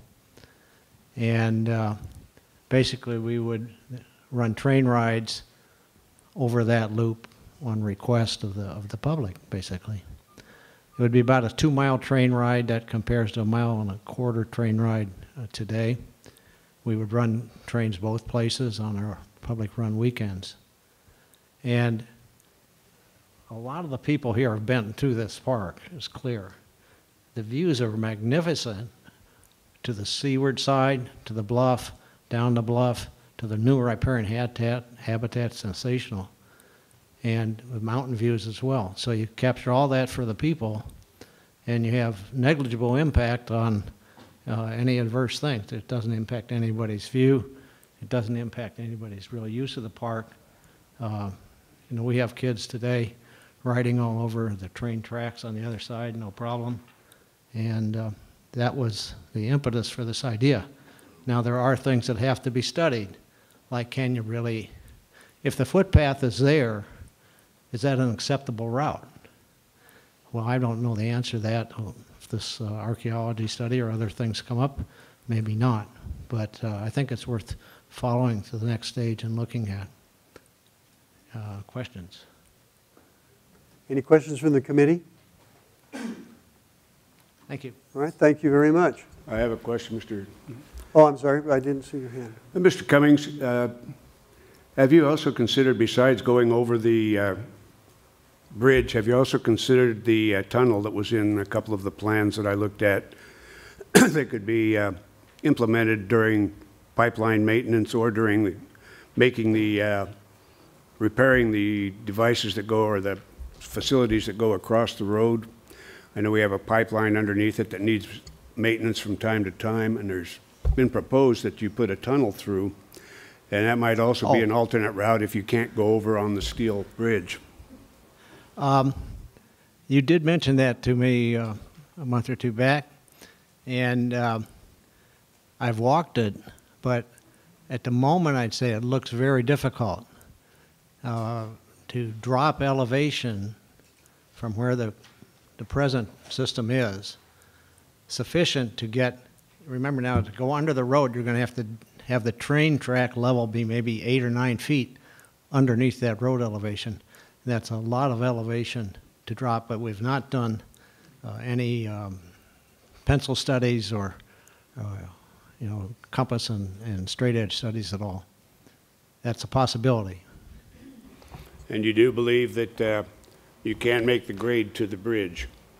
Yes, we have done that study, and it's an engineering study. It looked at the elevations, the grades. It's a bit of a difficult grade. If we came out of this process in a year or so, whenever we're finished, I would propose that the club put in some test track on the existing lines to evaluate the actual systems that would go across that bridge. But there's no reason to go to that trouble until we know some of the hurdles are out of the way. That's all I have. Thank you. Any other questions for Mr. Cummings from the committee? Okay. Public comment? Thank you. Hey, Harold. How you doing? Okay, just so we're clear, I love the trains. I love exactly where they are, okay? The idea of a natural park, I used to live near the L train on, okay? The last thing you want to be doing is looking out at lovely birds in the sunset and having the train come by. That's not the experience you want from that environment. I like where we have the trains. I think it's a great experience. I think the kids get to enjoy it. The idea of bringing it over to the other side defeats, in my mind, the whole discussion we've been having for the last few months. I think it's just more than we need. I don't see any reason for it. I don't see it. The other, I think, too, is one of the things people have been talking about is what a great idea it is to walk the park, what great exercise you walk the park. For people who want to see the beauty of the park, what I want to encourage is they walk the southwest side, not ride the southwest side. So, with all due respect, Terry, I don't think it's a good idea to bring the trains over the bridge. I think we should leave them on the side where they are, keep improving that site for them, and make that a multi-use experience for the park. Thank you. And I agree. The train should stay over on that side of the park. It ruins the ambiance for the people visiting on the west side, as well as something that probably wasn't considered is that you could be tearing up archaeological resources by digging a tunnel. I suggest somebody go to, what is it, Irvine Regional Park, where they have the train there, and it looks like a little Disneyland. If they could, make the east side look more like that, it'd be really nice. Thank you. Next. Hi, I spoke to the committee in November about the archaeological site out there, and any developments out there, like the expansion of the train routes or any other major developments out there, will impact the National Historic Landmark that's out there that was designated for this city. So you're still considering developments out there which will have a major impact on the archaeological site out there. Thank you. Thank you, sir. Yeah, I do support the trains, but enough's enough. Fairview Park should be a nature park, not a theme park. Keep the trains on the other side where they are. There's plenty of track there, and don't bring them over to the west side. The archaeological impact would be huge. The eyesore would be immense, and just leave it alone. Thank you. Jay Humphrey. All the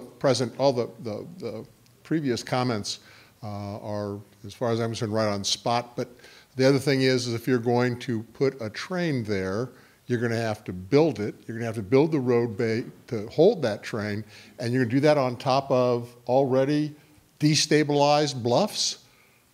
That doesn't make a lot of sense. All you have to do is have one of those trains break loose, just one of them, and we're in a world of hurt. So I would think where it is now is perfectly stable, perfectly appropriate, and it would make perfect sense to me on both all the other comments point of view, but also on a just simply a practical point of view. You wouldn't want to do it. Thank you. All right, thank you. Mr. Collins, you have a comment? You're going to be the last one if you do. Yes, I'll try to be brief, and I'll try not to be so grumpy. But there's a lot to be grumpy about.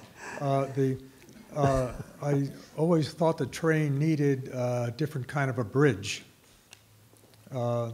Secondly, there was a letter in the packet today that some person suggested that the reason for the train to be on the west side was because we were freeing up the east side, perhaps for some greater type of development, possibly athletic fields or something else. But what really bothers me is that the park is being, it's like a vacant lot. Let's play trains over here. Let's play baseball over here. It's not a vacant lot. It's planned out. Mr. Mejia puts that map up there. That has been planned. It's been done by landscape architects. There have been a number of plans in the past. That shows you where the archaeological site is. Talk about a baseball field, or talk about a train track. Where are you going to put it? Take a look at where that archaeological site is. It covers a third of that whole bluff. Are you going to put a train track on it? So it bothers me because the group has gone so much beyond the master plan, which is magnificent. It covers everything, soil, drainage, and so forth. And it drives me wacky because you're talking about trivial things, and not what really counts. What about the wildlife?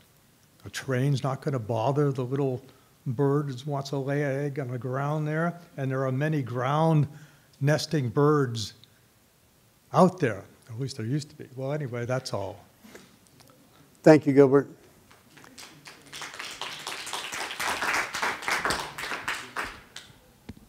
Okay.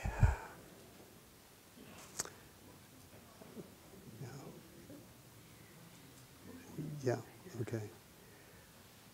We're going to vote now. Is there a motion for or against this project? I move that we carry the train routes that were briefed here forward to the next step.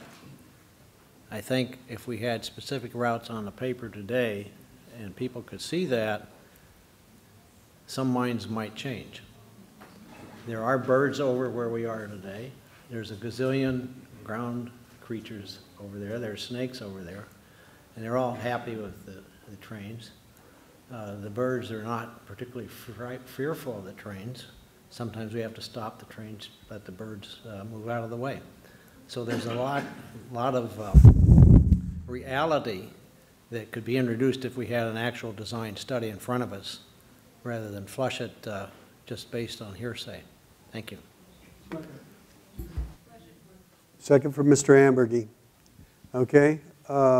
Any further discussion? Then I'll call for the question. Mr. Chairman? Yes? Oh, sorry, Mr. Give me a Pop? chance to take a breath. I'm sorry. Okay. With all due respect to the opinion you expressed earlier that this committee has no valid purpose, I believe we do. But our valid purpose is not to make a decision about how much money to spend or how to route the train or those details. Our purpose is to suggest to the Planning Commission that this is something they may want to study in depth and decide whether it's valid. So is it a good idea to run the trains over there, or is it not something we even want to think about? We've had some testimony about some kind of hidden motivation, and having watched this committee work, I'm sure you can almost anyone would understand that getting all of these people in secret to conspire, heck, we can't even get them to all talk in the proper order, so I doubt that that's been done. I've also heard the argument, we haven't done it before, it hasn't been done, so we shouldn't do it. And I don't think that's part of our purpose either. If it's valid as a possible idea for the Parks Commission to consider, the Parks Commission can look at it after Mr. Munoz has done his job and said, this thing looks like it could work. The Parks Commission will then take a look at it and say, we want to fund further studies or we don't. It does fit in or it doesn't. I don't think our purpose is to find out whether it crosses a particular legal boundary or endangers a particular bird or snake. I think our purpose is this something that should be considered for the park plan? Is this something we should recommend that they look at seriously to modify the park plan? So that's my discussion on it, and because I think it's something that the Park Commission could look at, I will be supporting the motion. Okay. Yeah, we've got a second. Yes, Mr. Eccles? Yeah, thank you, Mr. Chairman. Just to clarify your motion, if I heard it correctly, the motion is to continue the research part of this group to include, not to just throw it in there. Further information. Thank you. All right. Are we ready to call for the question? All right. Those in favor of the motion to include expanding the train routes, please raise your hand. Okay. You got the count?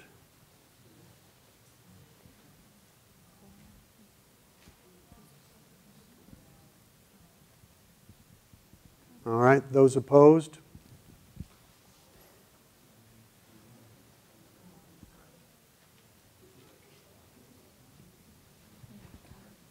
We have a tie. Motion fails. Thank you.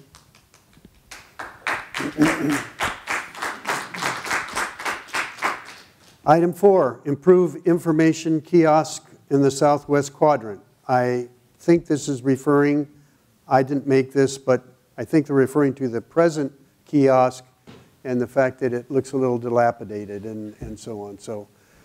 Yes, Ms. Verska, were you the one that put that on there? Or? Yes, I did, and I can speak to that. Perhaps, as we discussed with the previous quadrant, we can do some things where people can scan it with their phones and get information about the park or certain species, or put a map or something. I think it's meant to be an information thing right now that's not being utilized. It needs to be looked at and just, it's the first thing people see when they come from that parking lot. Thank you. Discussion. No one wants to speak on the item any further? Okay, then we'll call for public comment on it. I think you should put a big map there outlining where you can find what in the park so people know where they're at.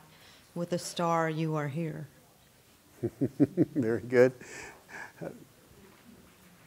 I also like to talk about, someone brought it up before, there's a lot of new technology nowadays where, and depending on costs, of course, but we might have the opportunity to preload tours of the park that people could download to their cell phones when they walk along, and they could register at the, electronically, at, through Bluetooth at the information kiosk, download the tour, and take a walk and learn about what's going on there. So, but I do have a question also, I just want to add on. I would think that it would be the job of this committee if citizens brought up and said, gee, something may be illegal or inappropriate or kill animals, that might somehow get into the discussion about maybe we shouldn't do this. Not, gee, it's an idea we had, let's give it up to the Parks Department and see what it is. So if you could clarify for me if you guys want to approve anything that might possibly be illegal and just push it up to the Parks Commission to do, or is everything here, are you guys considering what should be legitimately pushed up to Parks and Recreation to consider? Thank you. All right. Okay, and I just want to say that I don't think that we need any kind of technology at the kiosk, because one of the important aspects of Fairview Nature Park is that there is no technology. It's time for you to put those cell phones, leave them in your car, okay? And kids have way too much sensory input these days, and we need to make a great big map. You know, a lot of the classrooms I go into, they don't have big pull-down maps, you know, because they put the smart board there and they expect you to always run to the internet. You know, kids, I have big maps. I bring them in. Kids love them. Put a nice big map up there, get rid of the technology, take a walk, think about what you're thinking about, you know? Thank you. Thank you. Good suggestion.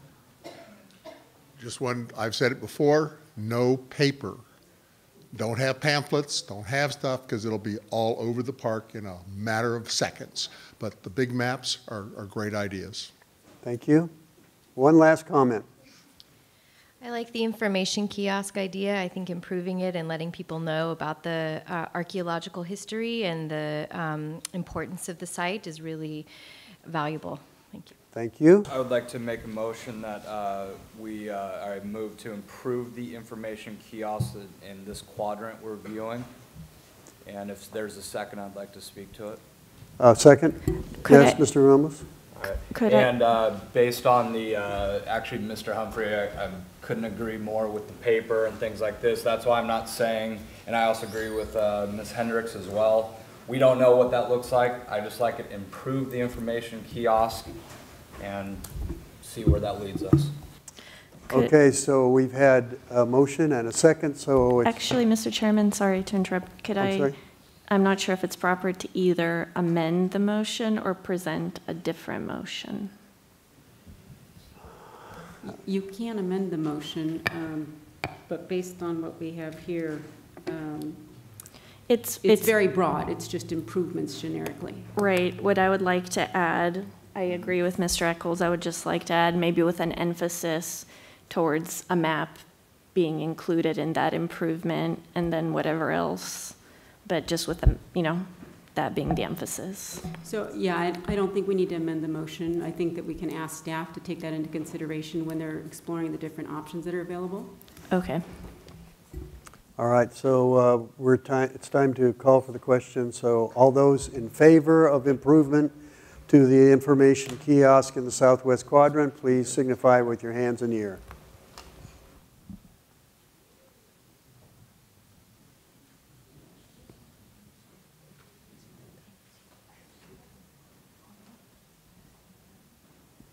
Are there any opposed? Mr. Smith. Mr. Chairman? Yeah. Yes, Mr. Pop. You didn't see my attempt to make a comment, so I'd like to respond to what Mr. Weitzberg said. As far as, are we as a committee going to approve something that's illegal? That's not at all what I said. I said our job is to find out ideas and go with something that we think is good. And if it's illegal, let's make it a real clear situation here. We are going to require everyone who goes into the park to wear a bikini. Obviously, that's not going to pass. That would be pretty silly. So no, we wouldn't do that. Is there something in one of the documents that we haven't reviewed or that only lawyers have reviewed that might say that what we suggest isn't legal? That I don't think is our business. So no, I do not advocate doing things that are clearly illegal, but I also don't advocate doing complete, full legal studies to determine what we want to suggest looking at.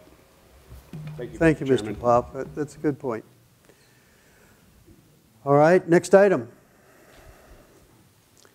Vernal pools preservation with cable signage and delineation.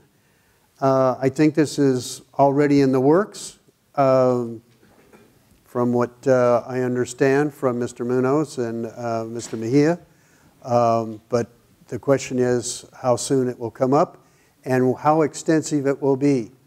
I think that Fish and Wildlife is a bit unhappy with us because we haven't done a good job of protecting the vernal pools. And so they may come back with a pretty harsh, shall we say, they may not, but it may be pretty harsh in terms of fencing and so forth like that. I'm hoping they don't do that, but you just never know. So we're still waiting to see.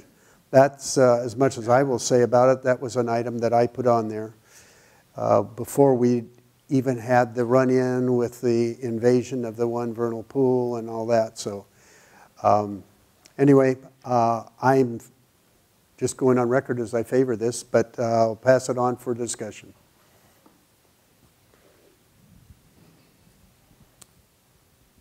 No further discussion on the item? Is there anybody from the audience that wants to speak to this? I would just like to add that when considering other things that you want to do to the park, that you have to look at how it might impact the watershed of the vernal pool, not just the vernal pool itself. It's very important that if it impacts the watershed, that you need to understand that. I think that's entirely true, and we have, I've discussed this with staff, and that's one of their concerns, is that Fish and Wildlife may require protection of the area that feeds into the first vernal pool and protection of the area that leads from there into the other vernal pools. It's a possibility, and if that's the case, it may change a lot of things, so we're waiting to see. Okay, we've had discussion and public comment, and so now I'll call for the vote. Those in favor, please signify by raising your right hand or your left hand. Chairman Marin, I think we need a second. We had a first. I don't know that we had a second on that. Oh, we did. Oh, I thought we did. I'm sorry. That's me again. Do I have a second for the motion or not? What is the motion? The motion is to protect the vernal pools with cables, signage, delineation as prescribed by Fish and Wildlife. I second. So now we have a second. Is there any further discussion on it? I just want to be clear, you added as per what, per Fish and Wildlife, can you clarify? Right, because they're in charge now. Okay, so that's part of your motion. Yes. Mr. Chairman, if I may, I just want to point out that this is an element that's in the master plan right now. So even if you took no action tonight, other than to delete this, the elements, it will remain in the master plan. So. Any further discussion? Let's call for the question then. Those in favor, signify by raising your hand.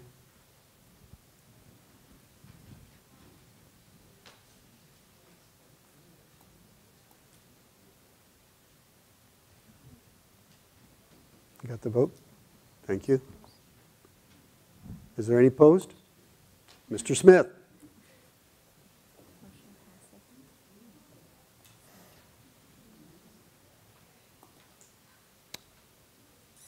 Okay. All right. We're at 8 o'clock right now, so I need to ask the committee for permission to say add 30 minutes on. We're not that far from the end, and maybe some of these things will move a little more rapidly. So if someone would make a motion to extend by 30 minutes, I think that probably would cover it. Mr. Chairman, I'll make that motion to extend by 30 minutes with a 2-minute relax break or a Would you like to have that right? halftime break. Would you like to have it right now? I would love it. All right, fine. Is anybody opposed? Is anybody, we got a second? Anybody opposed to it? Okay, fine. We'll take a 2-minute break. Okay, we'll resume now. We're on item 6. And item 6 reads soccer football fields. I don't know, Mr. Amberger, do you want to speak to that? I love soccer. I think soccer and football fields are great. Just not here. I don't see it happening here. Across the street. Okay. I don't know if I brought this up before, but. Not really. Yeah. That's interesting to hear. Okay. Is there any other discussion on this item here? Mr. Amberger has said he doesn't see it happening on this side of the park. So, anyone else Mr. Pop, Mr. Ramos? No? Okay. In that case, we're ready. We are having no public discussion. I just want to say that at the Parks and Rec meeting, it was shown that this is a straw man's argument. There was no need. No sport groups were turned away. So once again, there shouldn't even be any discussion. I mean, come on. We don't even need to spend thousands of dollars assessing something when there's no need. Thank you. Thank you. We've heard me before on this issue, and I don't think there should be any soccer or football fields anywhere in the park personally. But having said that, if by any chance anybody thought about putting that there, they would have to put about 12-foot high fences all along the bluff, all around the vernal pools, because of all those kicked footballs and soccer balls and what have you. And I think that's absolutely ludicrous to even think about it. So, you know, we know what my point on this one is. Yes, sir. Henry Smith, and if you're curious, I'm a resident of Tustin. I lived in Costa Mesa for many years and really enjoyed it, but we wound up in Tustin when we couldn't find a 5-bedroom house that was affordable by a mere mortal on a salary. Anyway, I quite like the city of Costa Mesa, but I'm agreeing with the other commenters that soccer or football fields in this quadrant is a poor fit. Thank you. Next, please. I want to thank Ron for keeping an open mind and listening to the citizens talk about this subject and agreeing with us that having soccer fields on this part of the park is not a good idea. Thank you, Ron. I just want to echo every single public comment and just say no, thank you. Thank you. Okay, we've had our public comment. Is there any further discussion at all from the committee? All right, well. I too am listening to the public and what has been said, and I agree. It's not the right place. All right, thank you, Mr. Eccles. All right, so we'll go for the vote. Motion?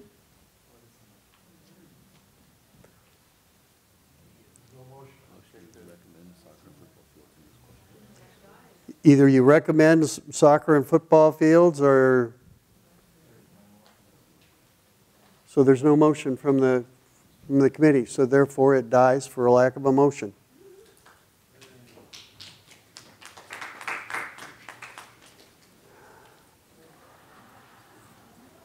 The next item is retain the elements of the master plan as it reads now.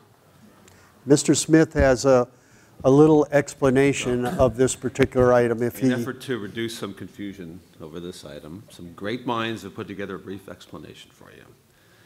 A yes vote means that you do not wish to see any changes to the existing master plan in this quadrant, but that you may support this committee's recommendations for additional projects for this quadrant.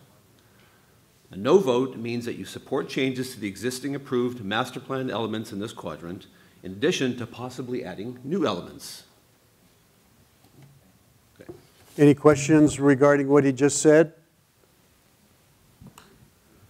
Okay. Any discussion on this item?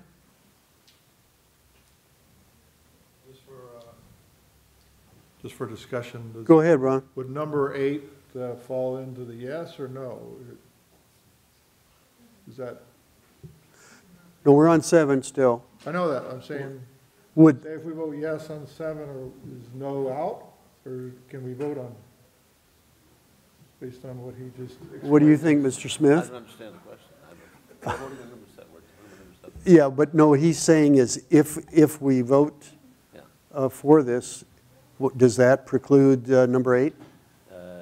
No. Vote on number 8 separately. All we're voting on now is, you want to read it again? Would you like me to read it again? Okay. Well, I heard it. I'll read it one more time.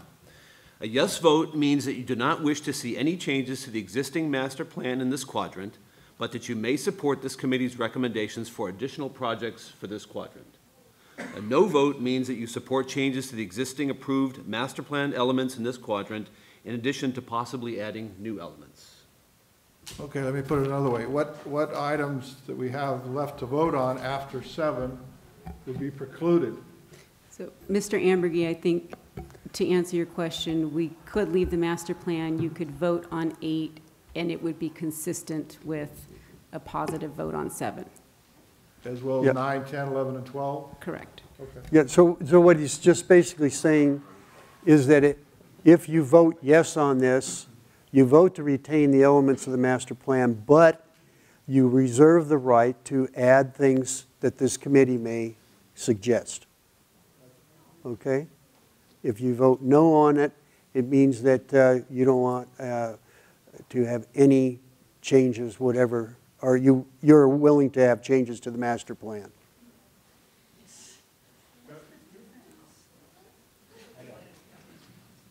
All right, got it?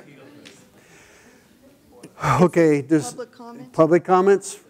I think it's a trick. I think you should just not vote either way and move on.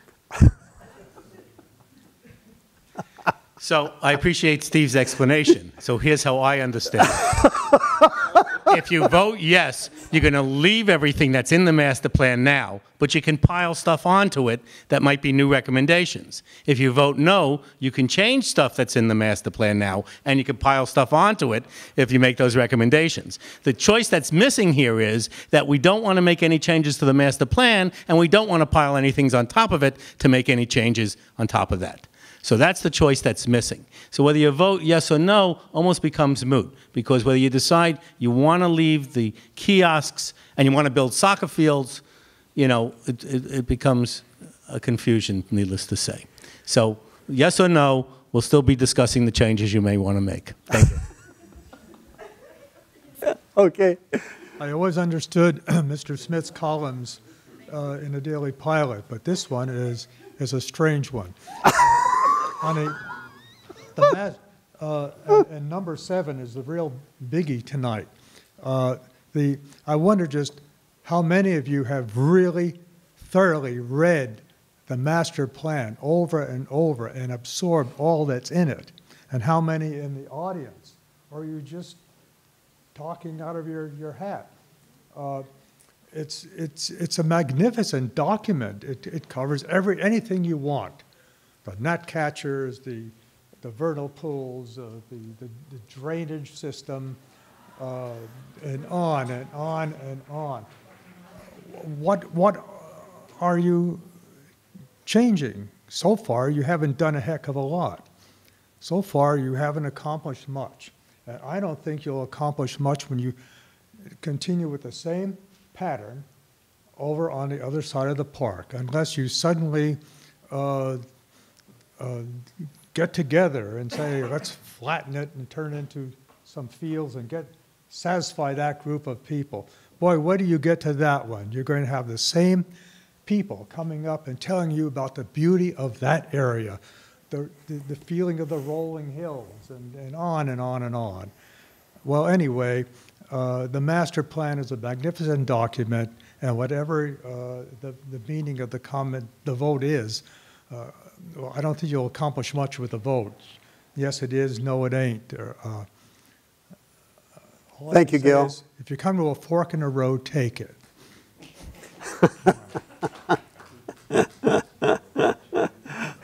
Yes, sir. Go ahead. I think I made the comment, maybe whenever it was you first started 6 months ago, that you know, a perfectly valid and reasonable thing to do in this circumstance is to do nothing. Like the master plan, as we just heard, has been well thought out, and it's a great vision for that area. And what I was urging you a long time ago was actually to do nothing. And this, I think, this originally is, I think, what this motion was all about. Just keep the master plan as it is, and we could all go home, and you know, I wouldn't have to be here, and you wouldn't have to be here at this time of night. Okay, we'll close public comment at this point. Your point's well taken. Do we have a motion regarding this? And boy, if we do, that'll be good. All right. I don't see anybody willing to make a motion on it. Anna. I'm going to make a motion to retain the elements of the master plan as it reads now. Is there a second for that? I'll second. Thank you. Is there anybody have any questions about the motion that's on the floor? All right, let's call for the vote then. All those in favor of Anna's motion to retain the elements of the master plan as it reads now, raise your hands.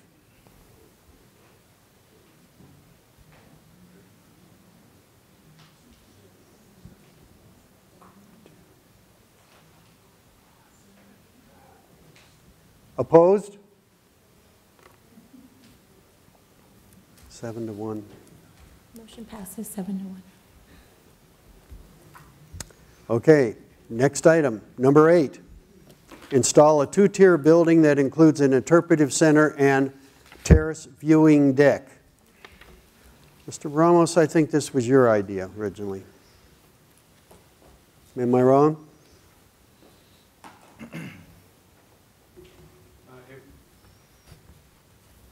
It was, but as the months have gone on, it's kind of obvious now that it would take, it's down the road. It's a project that would be down the road, I believe, at this point. We don't need a building out there. It's the way it's written here, it wasn't the way I perceived it. So I'm not going to support it the way it's written here. Okay, thank you. Further discussion? I just would like to point out to you that the area that you had explained to me at one time was really at the north end of the Mesa, and that's also one of the key areas of the archaeological site. And I think to try to put something there would be difficult, if not impossible. Well, it's not an impossible project, Mr. Chairman. It's just not the correct time. All right. Any further discussion? If not, we'll call for the question. Damn it. Okay. Public comment.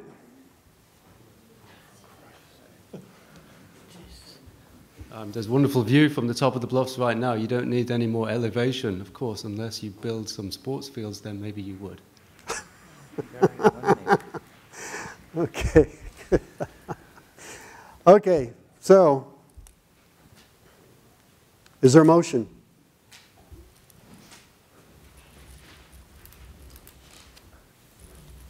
I don't see it. It fails for lack of a motion. We're going to number 9 now. West Side grass area sprinkler system improvements. This was my item. I see an attempt out there right now by city staff to do something with the grass. It's not what I think is going to work. I think it's going to have to be something more involved than that. At any rate, I still feel that's an important thing because the grass is the thing that when you have concerts, you don't want them sitting on dirt. And basically, we've got so many areas where it's dead, and obviously the drought hasn't helped anything, but also the sprinkler system has been ineffective at watering all the areas. So I think there's some, maybe they've been adjusted unbeknownst to me, and maybe it's covering now better. And but I know there's been some seeding done, but I haven't seen any sign of anything yet.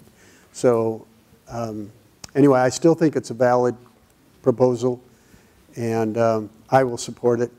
We'll call for discussion now.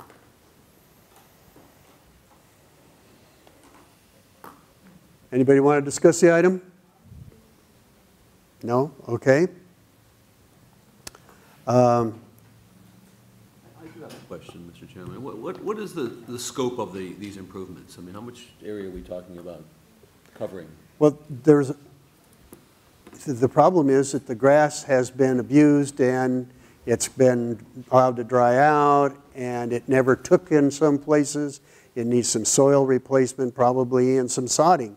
It's not a major project, but it seems like what's been done has been ineffective up to this point. So, I mean, well, I guess let me be more specific. Do you have an area size and how much land are we talking about covering? I don't know how many square feet we're talking about. No, I don't. But you go out there and you'll see a lot of, I've been out there. A lot of bare areas.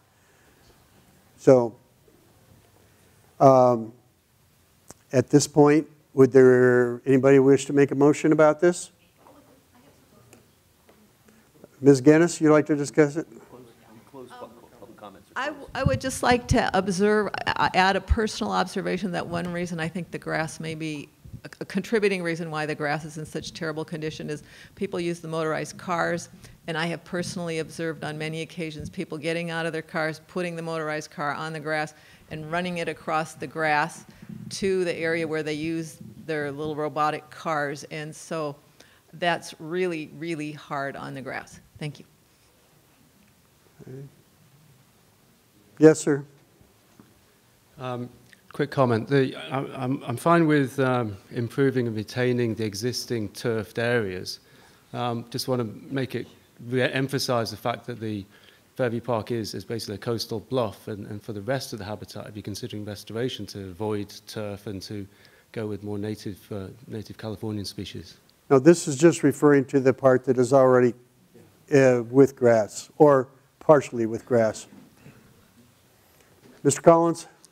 One of the reasons that area has deteriorated so much are in part to its very heavy use, such as by the carnival, which I don't think belongs there. You had food trucks, and on the other side of the park, on the street, that's another thing. I won't talk about that. That's where they had I'll just say that the carnival took a big toll on it, and also the concert in the part series. I shouldn't say series because the only one I went to was the last one, and the last one was a huge amount of people, and there were food trucks, there were parking next to the vernal pool. In other words, cars were going from the parking lot across a piece of grass. There's a dirt pathway there to park there. That was for the VIP people. So I feel that the activities in the park should not exceed whatever parking area already exists. In other words, control the number of people going to that park.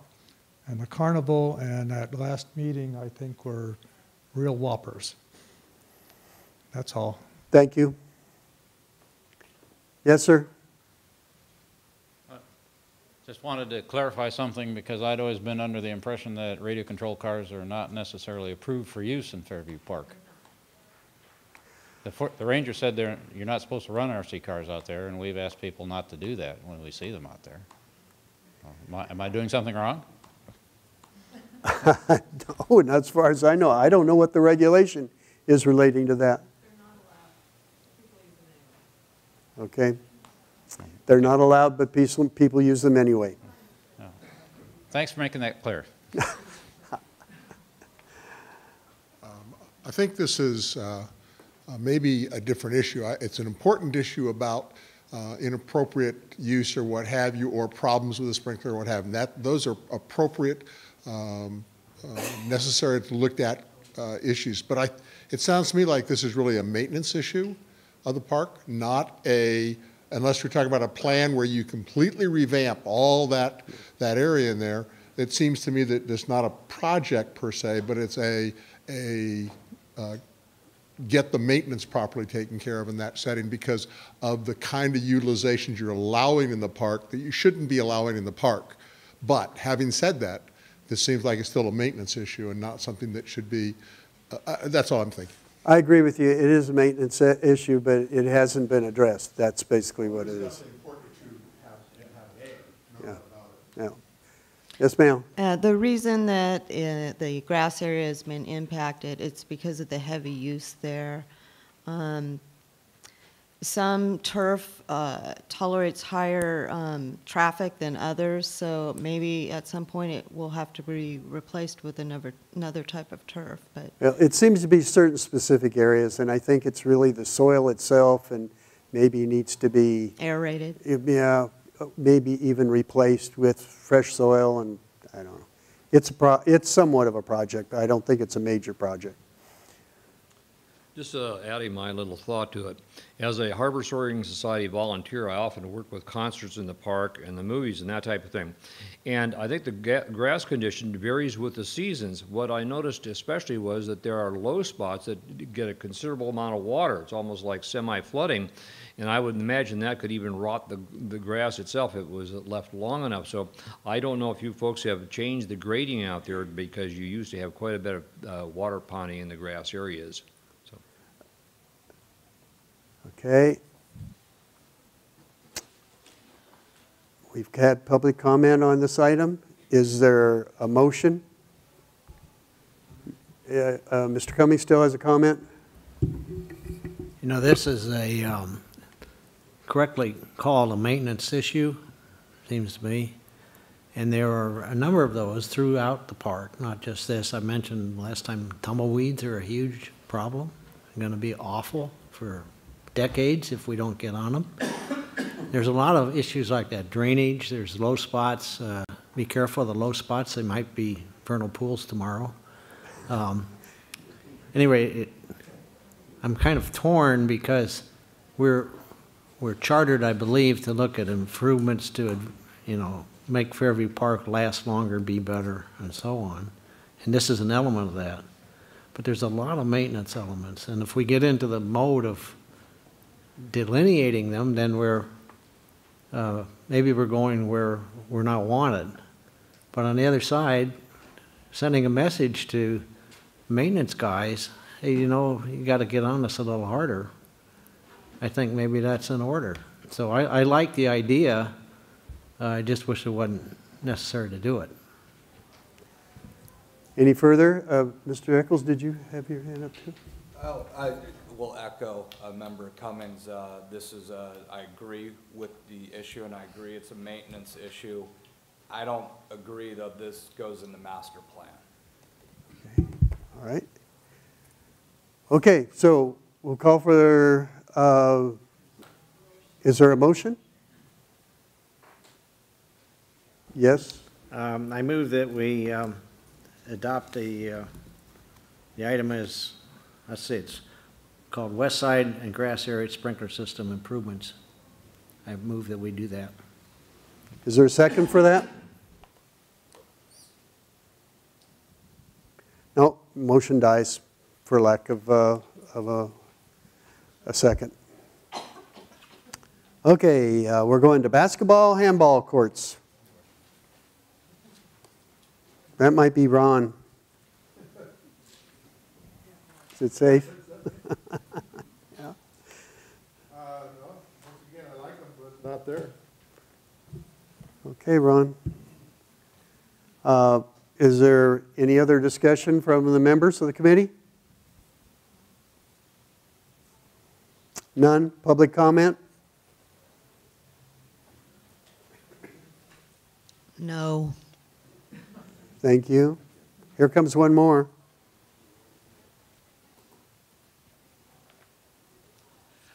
I agree that they're not appropriate in that location. Furthermore, as I recall, there were a lot of some sports enthusiasts were clamoring for handball courts, and the city installed them at Lions Park. They were used for a short period of time and then torn down because of lack of use. And so I would oppose, as a taxpayer, money being spent on something like that. Thank you. Thank you. Okay. Is there a motion on this item?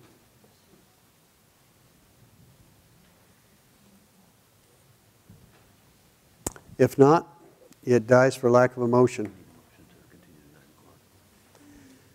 You think so? Okay, we're at 8:30.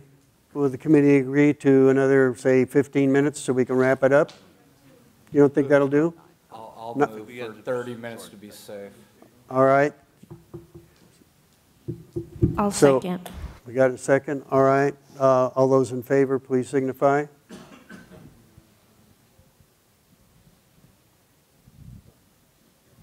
Thank you. All right, we'll proceed on. We're now at number 11, eroding bluffs, install staircase, southwest quadrant. this may be on the master plan. I'm not sure if it is. It is. Okay. So if it's on the master plan already, I don't think we even need to consider this issue.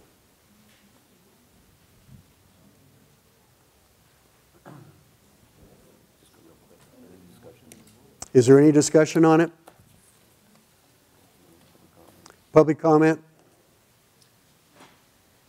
Although it may be in the master plan, I don't know if it was considered that this could be in the coastal zone and therefore fall under the jurisdiction of the Coastal Commission.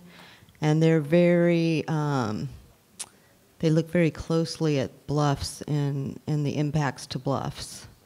So that's an important consideration. Well, I think one of the reasons is basically because it has worked very well in the northwest part of the park to eliminate the erosion and everything there. And so that's the thought here, because in that particular corner, the erosion is severe. Well, if it's in the coastal zone, you'll need a development permit. Well, that will be up to staff and everything to answer that. Okay. Did he say that it's not in the coastal zone? Okay. All right. One more comment? If the staircase is developed in there or put in place, you'll have to have an archaeological monitor there because it'll impact the archaeological site that's there. Yes, I certainly agree, and I'm sure staff realizes that too. So. Okay. Okay, so I don't think at this point we've had public comment on it. I don't think it's. Is there a motion on it? No motion, dies for lack of a motion. And number 12 is install information kiosks with pamphlets. So this is a hot item. Okay, discussion. I don't know who put this on, but if they want to defend it, or if anybody wants to defend it. I think I put it on as just an idea for the overall thing, and I don't think it's necessary. I think we already voted on improving what's out there. Okay. I agree with that. All right. Do we have public comment on this issue? Okay, no comment. Do we have a motion regarding it? I don't see it. Dies for lack of a motion. Now we will go to the committee member reports. And, well, let's just start down at, well, Mr. Cummings, so we'll just start down the line, okay? Let's see. Pass. All right, thank you. Ms. Verska? Ditto. Okay. Sorry, I can't pass on this one, but that's why I asked for 30 now. I've got 3, so I better get to it. Okay. I've heard from the public and correspondence received, and you know, keep a natural park natural. Certainly a valid opinion. There's been a lot of things, planes, trains, apparently automobiles in miniature size. That to me is not natural. That has evolved over 40, 50 years. So we're here to task with the vision for the next 40 years or shorter or longer. That's what we're here for, is a recommendation, what we see fit. I don't get offended easily. Tonight, Mr. Chairman, I was offended by your comments. If I felt that Robert's rules haven't always been followed, I made the point. That's fine. You can overlook that point. That doesn't really even bother me. They're there for a reason, though, to conduct a proper meeting and allow public comment, allow our comments, and so on and so forth. What offended me was you don't represent any group. Well, on this committee, neither do I. I don't represent a group on this committee. I represent myself as a taxpayer and as a resident of Costa Mesa. We had votes tonight. Some were 4-4, some were 6-1. They're all over the map, and that's been the way. There's no preconceived notion and things. To your point that I don't read the correspondence and you have to read them to me, that's sickening. Because guess what? I've read everything that has been sent in, and I've read the master plan several times, as I'm sure you have. So to blindly accuse me or anyone on this committee by not doing their homework, when you have no idea what we've done. So that really offended me. You know, we're all here and we all have valid points as you do. I value and respect your opinion. I agree with some of them and I don't agree with some of them. Just like everyone up here has that same right. So don't, please in the future, don't disparage committee members by assuming what we do and don't do and come with preconceived opinions. Thank you. Thank you. Your opinion is well taken. Thank you, Mr. Chairman. I agree. Mr. Ambergy? I agree with what Brett just said. You know, for you to sit there and read the comments, which you obviously agree with. I mean, you've been pretty consistent through this whole process. You're the most biased person on this committee, you and Anna. So, I mean, it's so obvious. And here's your group that's going to laugh, and, you know, they have to comment on everything that we talk about. But the truth is, you know, you say keep an open mind, but you're the one that's not keeping an open mind. That's my opinion. You know, you may think differently. But that's what I see. And then when you take the time in the middle of a meeting to read the correspondence that you agree with, it's just out of line. You're not running the meeting properly. That's all. Anything further? No. Thank you. Mr. Smith, do you have anything to say? No comment at this time.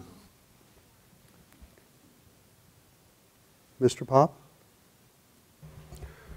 I'll make it very short. I agree with Mr. Ambergy. I don't believe the position of the chair is to promote a particular point of view. I believe it's to facilitate discussion. And I think that you have some very good ideas, and you would probably be a very good advocate for those ideas from the floor, but not in the position of chairman where it's an abuse of power. Replace me then. Mr. Ramos? I'll pass. Thank you. Thank you. Ms. Verska? I just have a few responses to the comments. I don't believe I've ever expressed an opinion one way or another. I have asked for information and data. I'd like to, just as a point of clarification, also, I think that the chairperson has some leeway in running the meeting and saying certain things. That's my understanding. And I don't think there was anything out of line.